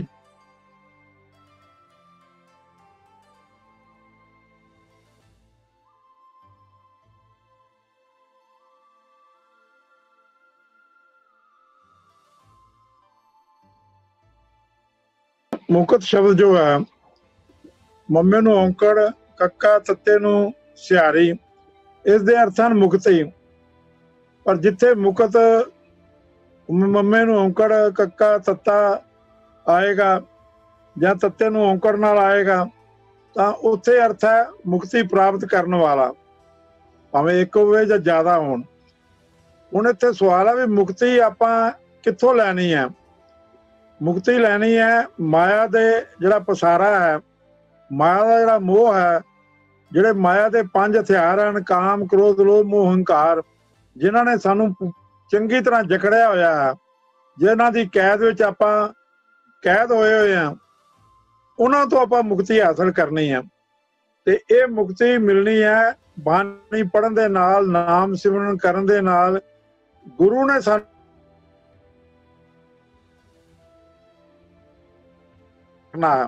ਸੋ ਇੱਥੇ ਮੁਕਤ ਤੱਤੇ ਨੂੰ ਸਿਆਰੀ ਦੇ ਨਾਲ ਇਹ ਮੁਕਤੀ ਦੇ ਅਰਥਾਂ ਵਿੱਚ ਆਇਆ ਹੈ। ਇਸ ਦੇ ਬਾਰੇ ਆਪਾਂ ਇੱਕ ਤੁਕ ਜਿਹੜੀ ਹੈ ਉਹ ਵਿਚਾਰ ਲੈਂਦੇ ਹਾਂ।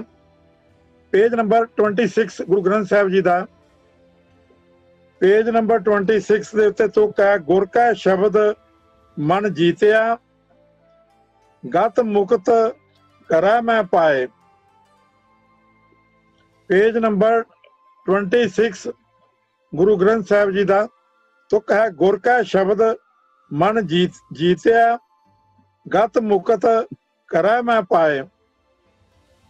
ਇਸ ਦੇ ਅਰਥ ਹਨ ਜਿਸ ਮਨੁੱਖ ਨੇ ਗੁਰੂ ਦੇ ਸ਼ਬਦ ਵਿੱਚ ਜੁੜ ਕੇ ਆਪਣੇ ਮਨ ਨੂੰ ਵਸ ਵਿੱਚ ਕਰ ਲਿਆ ਹੈ, ਉਹ ਗ੍ਰਸਥ ਵਿੱਚ ਰਹਿੰਦਿਆਂ ਹੀ ਉੱਚੀ ਆਤਮਿਕ ਅਵਸਥਾ ਹਾਸਲ ਕਰ ਲੈਂਦਾ ਹੈ ਅਤੇ ਵਿਕਾਰਾਂ ਤੋਂ ਖਲਾਸੀ ਪਾ ਲੈਂਦਾ ਹੈ। ਗਤ ਦਾ ਅਰਥ ਹੈ ਉੱਚੀ ਆਤਮਿਕ ਅਵਸਥਾ ਤੇ ਮੁਕਤ ਵਿਕਾਰਾਂ ਤੋਂ ਖਲਾਸੀ ਪਾ ਲੈਂਦਾ ਹੈ। ਵਿਕਾਰਾਂ ਤੋਂ ਖਲਾਸੀ ਪਾ ਲੈਣੀ ਹੀ ਮੁਕਤੀ ਹੈ। ਹੋਰ ਕੋਈ ਮਰਨ ਤੋਂ ਬਾਅਦ ਮੁਕਤੀ ਨਹੀਂ ਮਿਲਦੀ। ਇਹ ਜਿਉਂਦੇ ਜੀ ਮੁਕਤ ਹੋਣਾ ਪੈਣਾ ਹੈ। ਜਿਉਂਦੇ ਜੀ ਮੁਕਤ ਕਿਵੇਂ ਹੋਣਾ ਹੈ?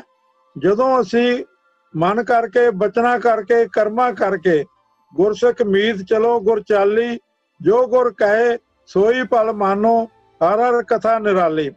उस अनुसार असी अपना जीवन बनावांगे। गुरु पातशाह का फरमान है, इत मार्ग चले भाई अड़े, गुर कहे सो कार कमाए जियो। इत्थे गुरु की पूरी डिक्टेटरशिप है। इत्थे ये गल नहीं है भी इन माई ओपीनियन, मेरे ख्याल विच इस तरह हो जावे, मैं इंज कर लवां, मैं उस तरह कर लवां। इत्थे अपने मन की गल नहीं है, मन की मत त्यागो अर्जन, यह है बात कठैनी। इत्थे गुरु की मत चलनी है, जो गुरु कहता है वह करना पैना है। जां जदों गुरु के मुताबिक असीं अपना जीवन जीवांगे तो फिर विकारां तो खलासी होवेगी, माया के मोह तो खलासी होवेगी। उस नूं कहंदे हन मुकत, मुक्ति प्राप्त करनी। ते ये मुकत दे स्पैलिंग हन मम्मे नूं औंकड़, कक्का ते तत्ते नूं सियारी। हुण आपां एक उदाहरण उन्हां दी लैंदे आ। मुकत ਜਿਹੜੇ ਮੁਕਤ ਹੋ ਗਏ ਹਨ, ਉੱਥੇ ਮੈਨੂੰ ਔਂਕੜ ਕੱਕਾ ਤੇ ਤੱਤਾ ਮੁਕਤ, ਜਿਨ੍ਹਾਂ ਨੇ ਮੁਕਤੀ ਪ੍ਰਾਪਤ ਕਰ ਲਈ ਹੈ। पेज नंबर 234 गुरु ग्रंथ साहिब जी का, पेज नंबर 234 गुरु ग्रंथ साहिब जी का तुक है, गुरमुख प्राणी मुक्त है, हर हर नाम समाल। पेज नंबर 234 गुरु ग्रंथ साहिब जी का तुक है, गुरमुख प्राणी मुक्त है, हर हर नाम समाल। ਹੁਣ ਇੱਥੇ ਮੁਕਤ ਦੇ ਜਿਹੜੇ ਹਨ, ਮੰਮੇ ਨੂੰ ਔਂਕੜ ਕੱਕਾ ਤੱਤਾ ਤੇ ਤੱਤੇ ਨੂੰ ਇੱਥੇ ਔਂਕੜ ਹੈ। ਇੱਥੇ ਇੱਕ ਪ੍ਰਾਣੀ ਦੀ ਗੱਲ ਕੀਤੀ ਗਈ ਹੈ, ਇੱਕ ਵਚਨ ਪੁਲਿੰਗ ਹੈ, ਨਾਉਨ ਹੈ ਮੁਕਤ। ਇਹ ਹੈ ਮੁਕਤੀ ਪ੍ਰਾਪਤ ਕਰਨ ਵਾਲਾ। ਅਰਥਾਂ ਨੇ ਸੁਖ ਦੇ ਗੁਰਮੁਖ ਪ੍ਰਾਣੀ ਮੁਕਤ ਹੈ, ਜਿਹੜਾ ਮਨੁੱਖ ਗੁਰੂ ਦੀ ਸ਼ਰਨ ਵਿੱਚ ਪੈਂਦਾ ਹੈ, ਹਰ ਹਰ ਨਾਮ ਸੰਭਾਲ, ਉਹ ਪਰਮਾਤਮਾ ਦਾ ਨਾਮ ਹਿਰਦੇ ਵਿੱਚ ਸੰਭਾਲ ਕੇ माया दे मोह जाल तो बच जाता है। गुरमुख प्राणी मुक्त है। तो ये सी मुकत ते मुकत दी विचार, भगत ते भगती दे बारे अंतर जड़ा सी। हुण अगे एक शब्द है पेज नंबर 34 दे उत्ते 60, सस्सा ठट्ठे नूं सिहारी 60, 60 दे अर्थ हन 60, ਜਿਹਨੂੰ ਆਪਾਂ ਅੰਗਰੇਜ਼ੀ ਦੇ ਵਿੱਚ 60 ਕਹਿੰਦੇ ਆ। ਪਰ ਜੇ ਸਿਹਾਰੀ ਹਟਾ ਦਿੱਤੀ ਜਾਵੇ ਤਾਂ ਉਸ 60 ਦਾ ਅਰਥ ਹੈ ਮੂਰਖ, ਜਾਂ ਉਸ ਦਾ ਅਰਥ ਹੈ ਵਿਕਾਰੀ, ਜਾਂ ਉਹਦਾ ਅਰਥ ਹੈ ਦੁਸ਼ਟ। ਸੋ ਇੱਥੇ ਹੁਣ ਆਪਾਂ 60 ਦੇ ਬਾਰੇ ਉਦਾਹਰਨ ਲੈ ਰਹੇ ਹਾਂ ਗੁਰਬਾਣੀ ਦੇ ਵਿੱਚੋਂ। ਪਹਿਲੇ ਉਦਾਹਰਨ ਲਵਾਂਗੇ ਜਿਸ ਦਾ ਅਰਥ ਹੈ 60, ਗਿਣਤੀ ਦਾ 60 ਵਾਲਾ 60। ਪੇਜ ਨੰबर 1168 गुरु ग्रंथ साहिब जी का उत्थे तुक है, पेज नंबर 1168, तेरे 60 संबत सब तीर्था, तेरे 60 संबत सब तीर्था। 60 का अर्थ है इत्थे सस्सा ते ठट्ठे नूं सियारी। 60 संबत का भाव है 60 साल। मन्निया जाता है कि ब्रह्मा विष्णु ते शिव इन्हां दियां 3 बीसियां हन। तेरे 60 संबत सब तीर्था। 60 संबत का भाव है 60 साल।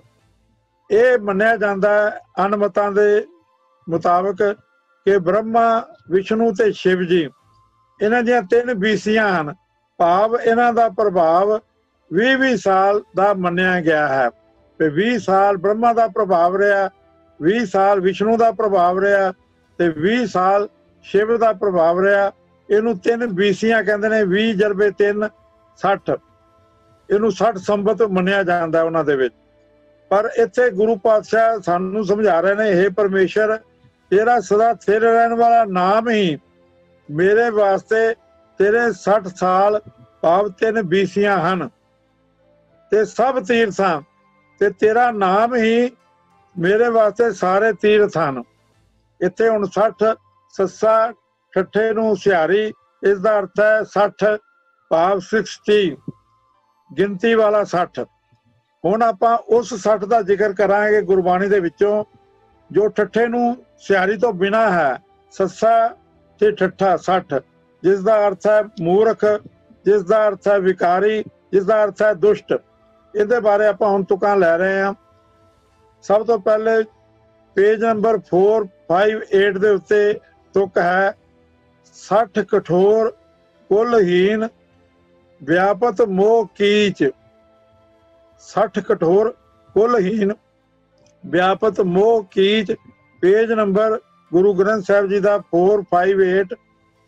ਇੱਥੇ ਹੁਣ 60 ਜਿਹੜਾ ਹੈ ਉਹ ਸੱਸਾ ਠੱਠਾ 60 ਹੈ। ਇੱਥੇ 60 ਦਾ ਅਰਥ ਹੈ ਵਿਕਾਰੀ। 60 ਕਠੋਰ, हे ਪ੍ਰਭੂ ਮੈਂ ਵਿਕਾਰੀ ਹਾਂ। 60 ਕਠੋਰ, ਕਠੋਰ ਦਾ ਅਰਥ ਹੈ ਬੇਤਰਸ ਹਾਂ। ਕੁਲਹੀਨ, ਨੀਵੀਂ ਕੁਲ ਵਾਲਾ ਹਾਂ। ਵਿਆਪਤ ਮੋਹ ਕੀਚ, ਮੋਹ ਦਾ ਚਿੱਕੜ ਮੇਰੇ ਉੱਤੇ ਆਪਣਾ ਦਬਾਅ ਪਾ ਰਿਹਾ ਹੈ। ਹੁਣ ਇਹ 60 ਜਿਹੜਾ ਸੀ ਇਹ ਵਿਕਾਰੀ ਦੇ ਅਰਥਾਂ ਵਿੱਚ ਆਇਆ ਹੈ। ਹੁਣ ਆਪਾਂ ਦੂਜੀ ਤੁਕ ਲੈ ਰਹੇ ਹਾਂ, ਪੇਜ ਨੰਬਰ ਗੁਰੂ ਗ੍ਰੰਥ ਸਾਹਿਬ ਜੀ ਦਾ 1004। ਇੱਥੇ 60 ਸ਼ਬਦ ਦੁਸ਼ਟ ਦੇ ਰੂਪ ਵਿੱਚ ਆਇਆ ਹੈ। ਹਿੱਤ ਲਾਇਓ 60 ਮੂੜ ਅਗਿਆਨੀ, ਸੱਸਾ ਤੇ ਠੱਠਾ 60। ਇਹ 60 ਦਾ ਅਰਥ ਹੈ ਦੁਸ਼ਟ। ਇਹ ਦੁਸ਼ਟ, ਇਹ ਮੂਰਖ, ਇਹ ਬੇਸਮਝ। ਮੂੜ ਵੀ ਆ ਗਿਆ, 60 ਵੀ ਆ ਗਿਆ, ਗਿਆਨੀ ਵੀ ਆਇਆ। ਹਿੱਤ ਲਾਇਓ, ਤੂੰ ਪਿਆਰ ਪਾਇਆ ਹੈ। ਕਿਹਦੇ ਨਾਲ ਪਿਆਰ ਪਾਇਆ? ਨਾਸ਼ਵਾਨ ਪਦਾਰਥਾਂ ਦੇ ਨਾਲ, ਤੇ ਉਸ ਨੂੰ ਸਦਾ ਸਥਿਰ ਰਹਿਣ ਵਾਲਾ ਸਮਝ ਰਿਹਾ ਹੈ। ਇਸ ਵਾਸਤੇ ਤੂੰ ਦੁਸ਼ਟ ਹੈ। ਹੁਣ ਤੀਜੀ ਉਦਾਹਰਨ ਆਪਾਂ ਲੈ ਰਹੇ ਹਾਂ। 60 ਦਾ ਅਰਥ ਹੈ ਮੂਰਖ। ਇਹ ਪੇਜ ਨੰਬਰ 1363 ਦੇ ਉੱਤੇ ਆਪਾਂ ਉਦਾਹਰਨ ਲੈ ਰਹੇ ਹਾਂ। ਪੇਜ ਨੰਬਰ 1363, 1363 ਦੇ ਉੱਤੇ महादुगंधत वास 60 का शार तन। ਹੁਣ ਇੱਥੇ 60 ਸ਼ਬਦ ਜਿਹੜਾ ਹੈ महादुगंधत वास 60 का शार तन। 60 ਦਾ ਅਰਥ ਹੈ ਇੱਥੇ ਮੂਰਖ। ਇਹ ਭਾਈ ਮੂਰਖ ਮਨੁੱਖ ਅਨੇਕਾਂ ਹੀ ਕੁਕਰਮ ਕਰਦਾ ਰਹਿੰਦਾ ਹੈ। महादुगंधत वास, ਕਿੰਨੇ ਕਰਮ ਅਨੇਕ, ਗਵਾਰ ਵਿਕਾਰ ਕਨ। ਵੱਡੇ ਕੁਕਰਮਾਂ ਦੀ ਗੰਦਗੀ ਵਿੱਚ ਇਸ ਦਾ ਨਿਵਾਸ ਹੋਇਆ ਰਹਿੰਦਾ ਹੈ। ਇਸ ਕਰਕੇ ਮੂਰਖ ਦਾ ਸਰੀਰ ਮਿੱਟੀ ਵਿੱਚ ਰੁਲ ਜਾਂਦਾ ਹੈ। 60 ਕਾ ਸ਼ਾਰ ਤਨ, ਸ਼ਾਰ ਤਨ ਦਾ ਅਰਥ ਹੈ ਮਿੱਟੀ ਵਿੱਚ ਰੁਲਿਆ ਹੋਇਆ ਸਰੀਰ। 60 ਕਾ महादुगंधत वास 60 ਕਾ ਸ਼ਾਰ ਤਨ। ਇਸ ਦੇ ਅਰਥ ਹਨ, ਹੇ ਭਾਈ ਮੂਰਖ ਮਨੁੱਖ ਅਨੇਕਾਂ ਹੀ ਕੁਕਰਮ ਤੂੰ ਕਰਦਾ ਰਹਿੰਦਾ ਹੈ। ਕਿੰਨੇ ਕਰਮ ਅਨੇਕ, ਗਵਾਰ ਵਿਕਾਰ ਘਨ। ਵੱਡੇ ਕੁਕਰਮਾਂ ਦੀ ਗੰਦਗੀ ਵਿੱਚ ਇਸ ਦਾ ਨਿਵਾਸ ਹੋਇਆ ਰਹਿੰਦਾ ਹੈ। महादुगंधत वास 60 ਕਾ ਸ਼ਾਰ ਤਨ। 60 ਕਹਿੰਦੇ ਨੇ ਮੂਰਖ ਨੂੰ, ਜਿਸ ਕਰਕੇ ਮੂਰਖ ਦਾ ਸਰੀਰ ਮਿੱਟੀ ਵਿੱਚ ਰੁਲ ਜਾਂਦਾ ਹੈ। ਸੋ 60 ਸੱਸਾ ਠੱਠੇ ਨੂੰ ਸਿਹਾਰੀ ਦੇ ਨਾਲ, ਇਸ 60 ਦਾ ਅਰਥ ਹੈ ਗਿਣਤੀ ਵਾਲਾ 60, ਜਿਸ ਨੂੰ ਆਪਾਂ 60 ਕਹਿੰਦੇ ਆ। ਤੇ ਸੱਸਾ ਠੱਠਾ 60, ਇਹਦਾ ਅਰਥ ਹੈ ਵਿਕਾਰੀ ਬੰਦਾ, ਦੁਸ਼ਟ ਬੰਦਾ, ਮੂਰਖ ਬੰਦਾ। ਹੁਣ ਅੱਗੇ ਆਪਾਂ ਉਦਾਹਰਨ ਲੈ ਰਹੇ ਹਾਂ। ਕਾਮਨ ਦੀ ਉਦਾਹਰਨ ਆਪਾਂ ਪਹਿਲੇ ਕਰ ਚੁੱਕੇ ਹਾਂ। ਕਾਮਨ ਦੇ ਅਰਥ ਹਨ ਅਨਾਣੇ ਨੂੰ ਸਿਹਾਰੀ ਵਾਲਾ ਕਾਮਨ, ਇਸ ਦਾ ਅਰਥ ਹੈ ਇਸਤਰੀ। ਪਰ ਜਦੋਂ ਕਾਮਨ ਆ ਜਾਂਦਾ ਹੈ ਬਿਨਾਂ ਸਿਹਾਰੀ ਤੋਂ, ਉਸ ਦਾ ਅਰਥ ਹੈ ਟੂਣੇ। ਗੁਣ ਕਾਮਨ, ਕਾਮਨ ਕਰੇ ਤੋ ਪਿਆਰੇ ਕੋ ਪਾਵੈ। ਇਹ ਆਪਾਂ ਉਦਾਹਰਨ ਪਹਿਲੇ ਲੈ ਚੁੱਕੇ ਹਾਂ। ਹੁਣ ਰੂਲ ਨੰਬਰ 18 ਰੂਲ ਆਪਾਂ ਪੜ੍ਹ ਰਹੇ ਹਾਂ 34 ਪੇਜ ਦੇ ਉੱਤੇ ਗੁਰਬਾਣੀ ਵਿਆਕਰਣ ਦੇ ਸਰਲਨੇਮ ਪੁਸਤਕ ਦੇ ਵਿੱਚੋਂ।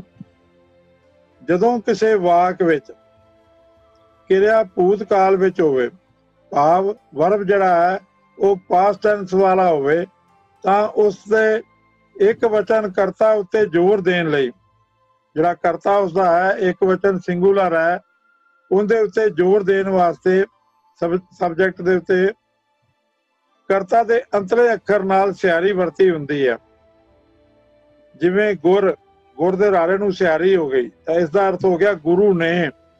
ਉਸਦੇ ਉੱਤੇ ਜ਼ੋਰ ਦਿੱਤਾ ਗਿਆ ਹੈ ਗੁਰੂ ਨੇ। ਸੋ ਕਰ गुर नानक को दिया, भी ये घर मिलिया नानक नूं ते किन्ने दिता? गुरु ने दिता।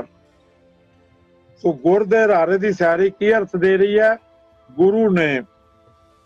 सो इत्थे अर्थ होणगे हरख अनंत सोग नहीं बिया, सो कर गुरु नानक को दिया। बेअंत खुशी ही खुशी, कोई होर चिंता फिकर नहीं। हे भाई गुरु ने वो आत्मक टिकाणा मैनू नानक नूं बख्शिया है। दूजी उदाहरण आपां लै रहे हैं परमेश्वर।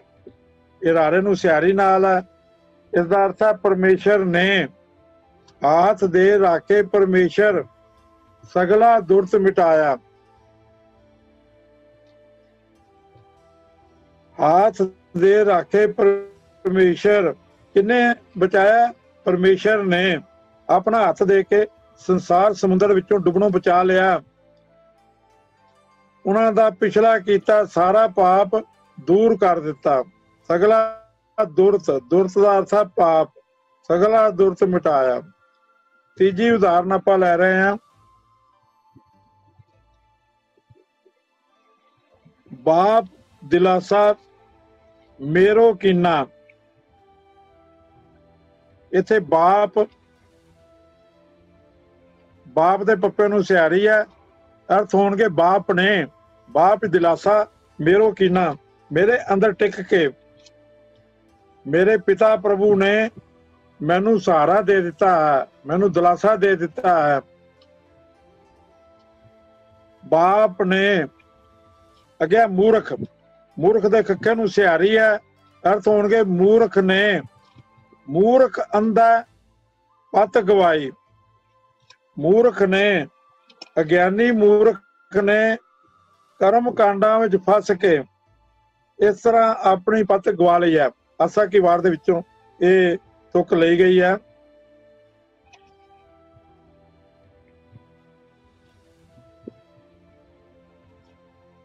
अगे है जिन जिसने जिन हर पायो तिना छुपायो। जिसने ये भाई रब नेड़े है कि दूर है, ये झगड़ा पाया होया सी। कोई कहंदा सी नेड़े है, कोई कहंदा सी दूर है। तो उत्थे भगत जी हुण उपदेश करदे हन भी हे भाई रब नेड़े है कि रब दूर है। इस बारे अपनी विद्या का विखावा करने लई क्यों व्यर्थ बहस करते हो? जिस मनुख ने रब नूं लभ लिया है, वो कहणगे असल गल तां इह है कि जिस मनुख ने रब नूं लभ लिया है उसने अपने आप नूं लुकाया है। वो इहो जिहा विखावा नहीं करता, इहो जी बहस मुबासा नहीं करता। भाव वो इन्हां बहसां दी राहीं अपनी विद्या का ढंडोरा नहीं दिंदा फिरदा। इत्थे जिन शब्द नन्ने नूं स्यारी नाल आया है, ये जिस ने इसका अर्थ है। जदों जिन दे नन्ने दी स्यारी कट्टी जाती है तो वह जिन हो जाता है, वो बहुवचन हो जाता है। आपां पढ़िया सी कि जिन तिन इन उन इन्हां विच ये नियम उल्ट काम करता है। स्यारी दे नाल आउंदे हन, नन्ने नाल तां एक वचन हुंदे हन, ते जदों ये स्यारी तो बिना आउंदे हन उदों बहुवचन हुंदे हन। तिन, तिन दा अर्थ है तिसने, जिसका सा तिन लिया मिलाए। तिन दा अर्थ है तिसने, ये नन्ने नूं स्यारी नाल है। ये नानक जिस मालिक दा वो सेवक बनता है, जिसका सा तिन लिया मिलाए, वो अपने नाल मिला लैंदा है। वो मालिक जिहड़ा है उस सेवक नूं अपने नाल मिला लैंदा है। इत्थे थल्ले नोट जिहड़ा है भी जिथे तिन करता नहीं हुंदा, आप तिन करता नहीं है, काम करने वाला नहीं है। करता हुंदा जिहड़ा काम करने वाला होवे। जिवें मैं चिट्ठी लिखदा हाँ तां इहदे च चिट्ठी लिखण वाला कौन है? मैं हाँ। तां मैं कौन है? ये करता है, सबजैक्ट है। चिट्ठी की है? ये ऑब्जेक्ट है। ते लिखना की है? ये क्रिया है। इसे तरह जिथे तिन करता नहीं हुंदा, सबजैक्ट नहीं हुंदा, उत्थे इहदे नन्ने नाल स्यारी नहीं हुंदी। ये उत्थे फिर जिहड़े अर्थ हन वो भी बदल जाते हैं। जिवें तुक पढ़े सुने तिन चार विचार, इत्थे तिन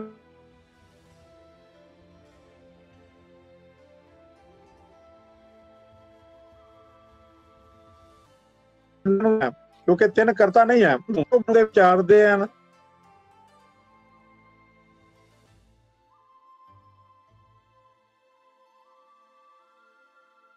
ਆਪੋ ਆਪਣੇ ਸਮੇਂ ਵਿੱਚ ਉਹ ਚੰਗੀਆਂ ਯੁਕਤੀਆਂ ਵਾਲੇ ਹੋਏ ਹਨ। ਚਾਰ ਕਹਿੰਦੇ ਨੇ ਸੁੰਦਰ, ਵਿਚਾਰ ਕਹਿੰਦੇ ਨੇ ਦਲੀਲ ਵਾਲੇ, ਯੁਕਤੀ ਵਾਲੇ। ਤੇ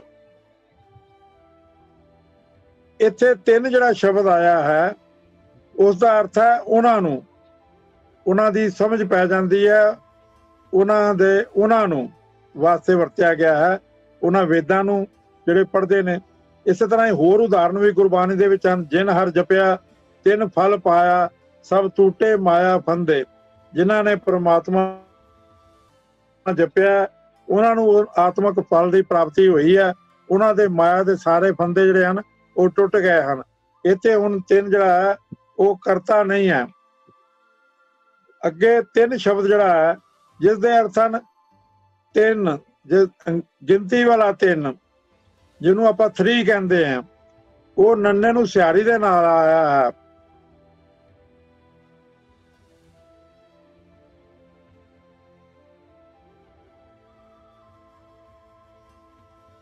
ਬਾਣੀ ਦੀ ਤੁਕ ਹੈ ਤਿੰਨ ਦਾ ਅਰਥ ਹੈ ਤਿੰਨ।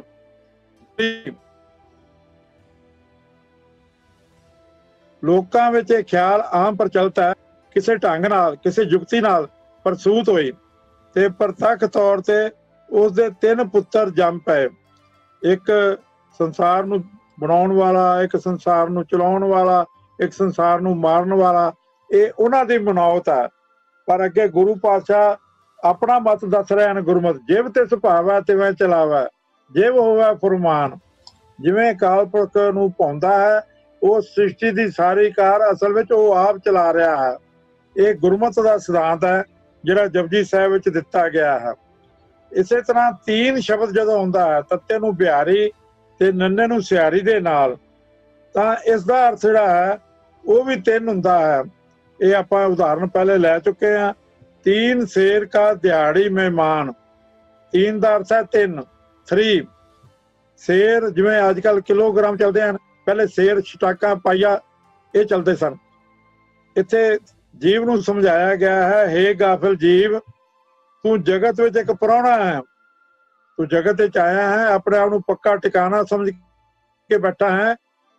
ਇਹ ਗਾਫਿਲ ਜੀਵ, ਤੂੰ ਜਗਤ ਵਿੱਚ ਇੱਕ ਪ੍ਰਾਹੁਣਾ ਹੈ ਜਿਸ ਨੂੰ ਰੋਜ਼ ਦਾ 3 ਸੇਰ ਕੱਚਾ ਆਟਾ ਆਦਿਕ ਅਨਾਜ ਮਿਲਦਾ ਹੈ। ਸੋ ਸਮੇਂ ਦੀ ਸਮਾਪਤੀ ਹੋ ਗਈ ਹੈ। ਇਸ ਵਾਸਤੇ ਸਿਹਾਰੀ ਦੀ ਸੰਬੰਧੀ ਜੋ ਬਾਕੀ ਵਿਚਾਰ ਰਹਿੰਦੀ ਹੈ ਉਹ ਆਪਾਂ ਜੋ ਅਗਲੀ ਕਲਾਸ ਹੁਣ ਸ਼ਨੀਚਰਵਾਰ ਨੂੰ ਹੋਵੇਗੀ ਉਸ ਵਿੱਚ ਕਰਾਂਗੇ। ਹੋਈਆਂ ਬਿੰਦ ਪੁਲਾਂ ਦੀ ਖਿਮਾ ਦਾ ਜਾਚਕਾਂ ਜੀ ਅਸੀਸ ਦਿਓ ਕਿ ਗੁਰਬਾਣੀ ਪ੍ਰਚਾਰ ਪ੍ਰਸਾਰ ਦਾ ਜੋ ਇਹ ਸੇਵਾ ਦਾ ਚਾਹ ਜਿਹੜਾ ਹੈ ਇਹ ਸਤਿਗੁਰੂ ਬਖਸ਼ੀ ਰੱਖਣ। ਵਾਹਿਗੁਰੂ ਜੀ ਕਾ ਖਾਲਸਾ, ਵਾਹਿਗੁਰੂ ਜੀ ਕੀ ਫਤਿਹ।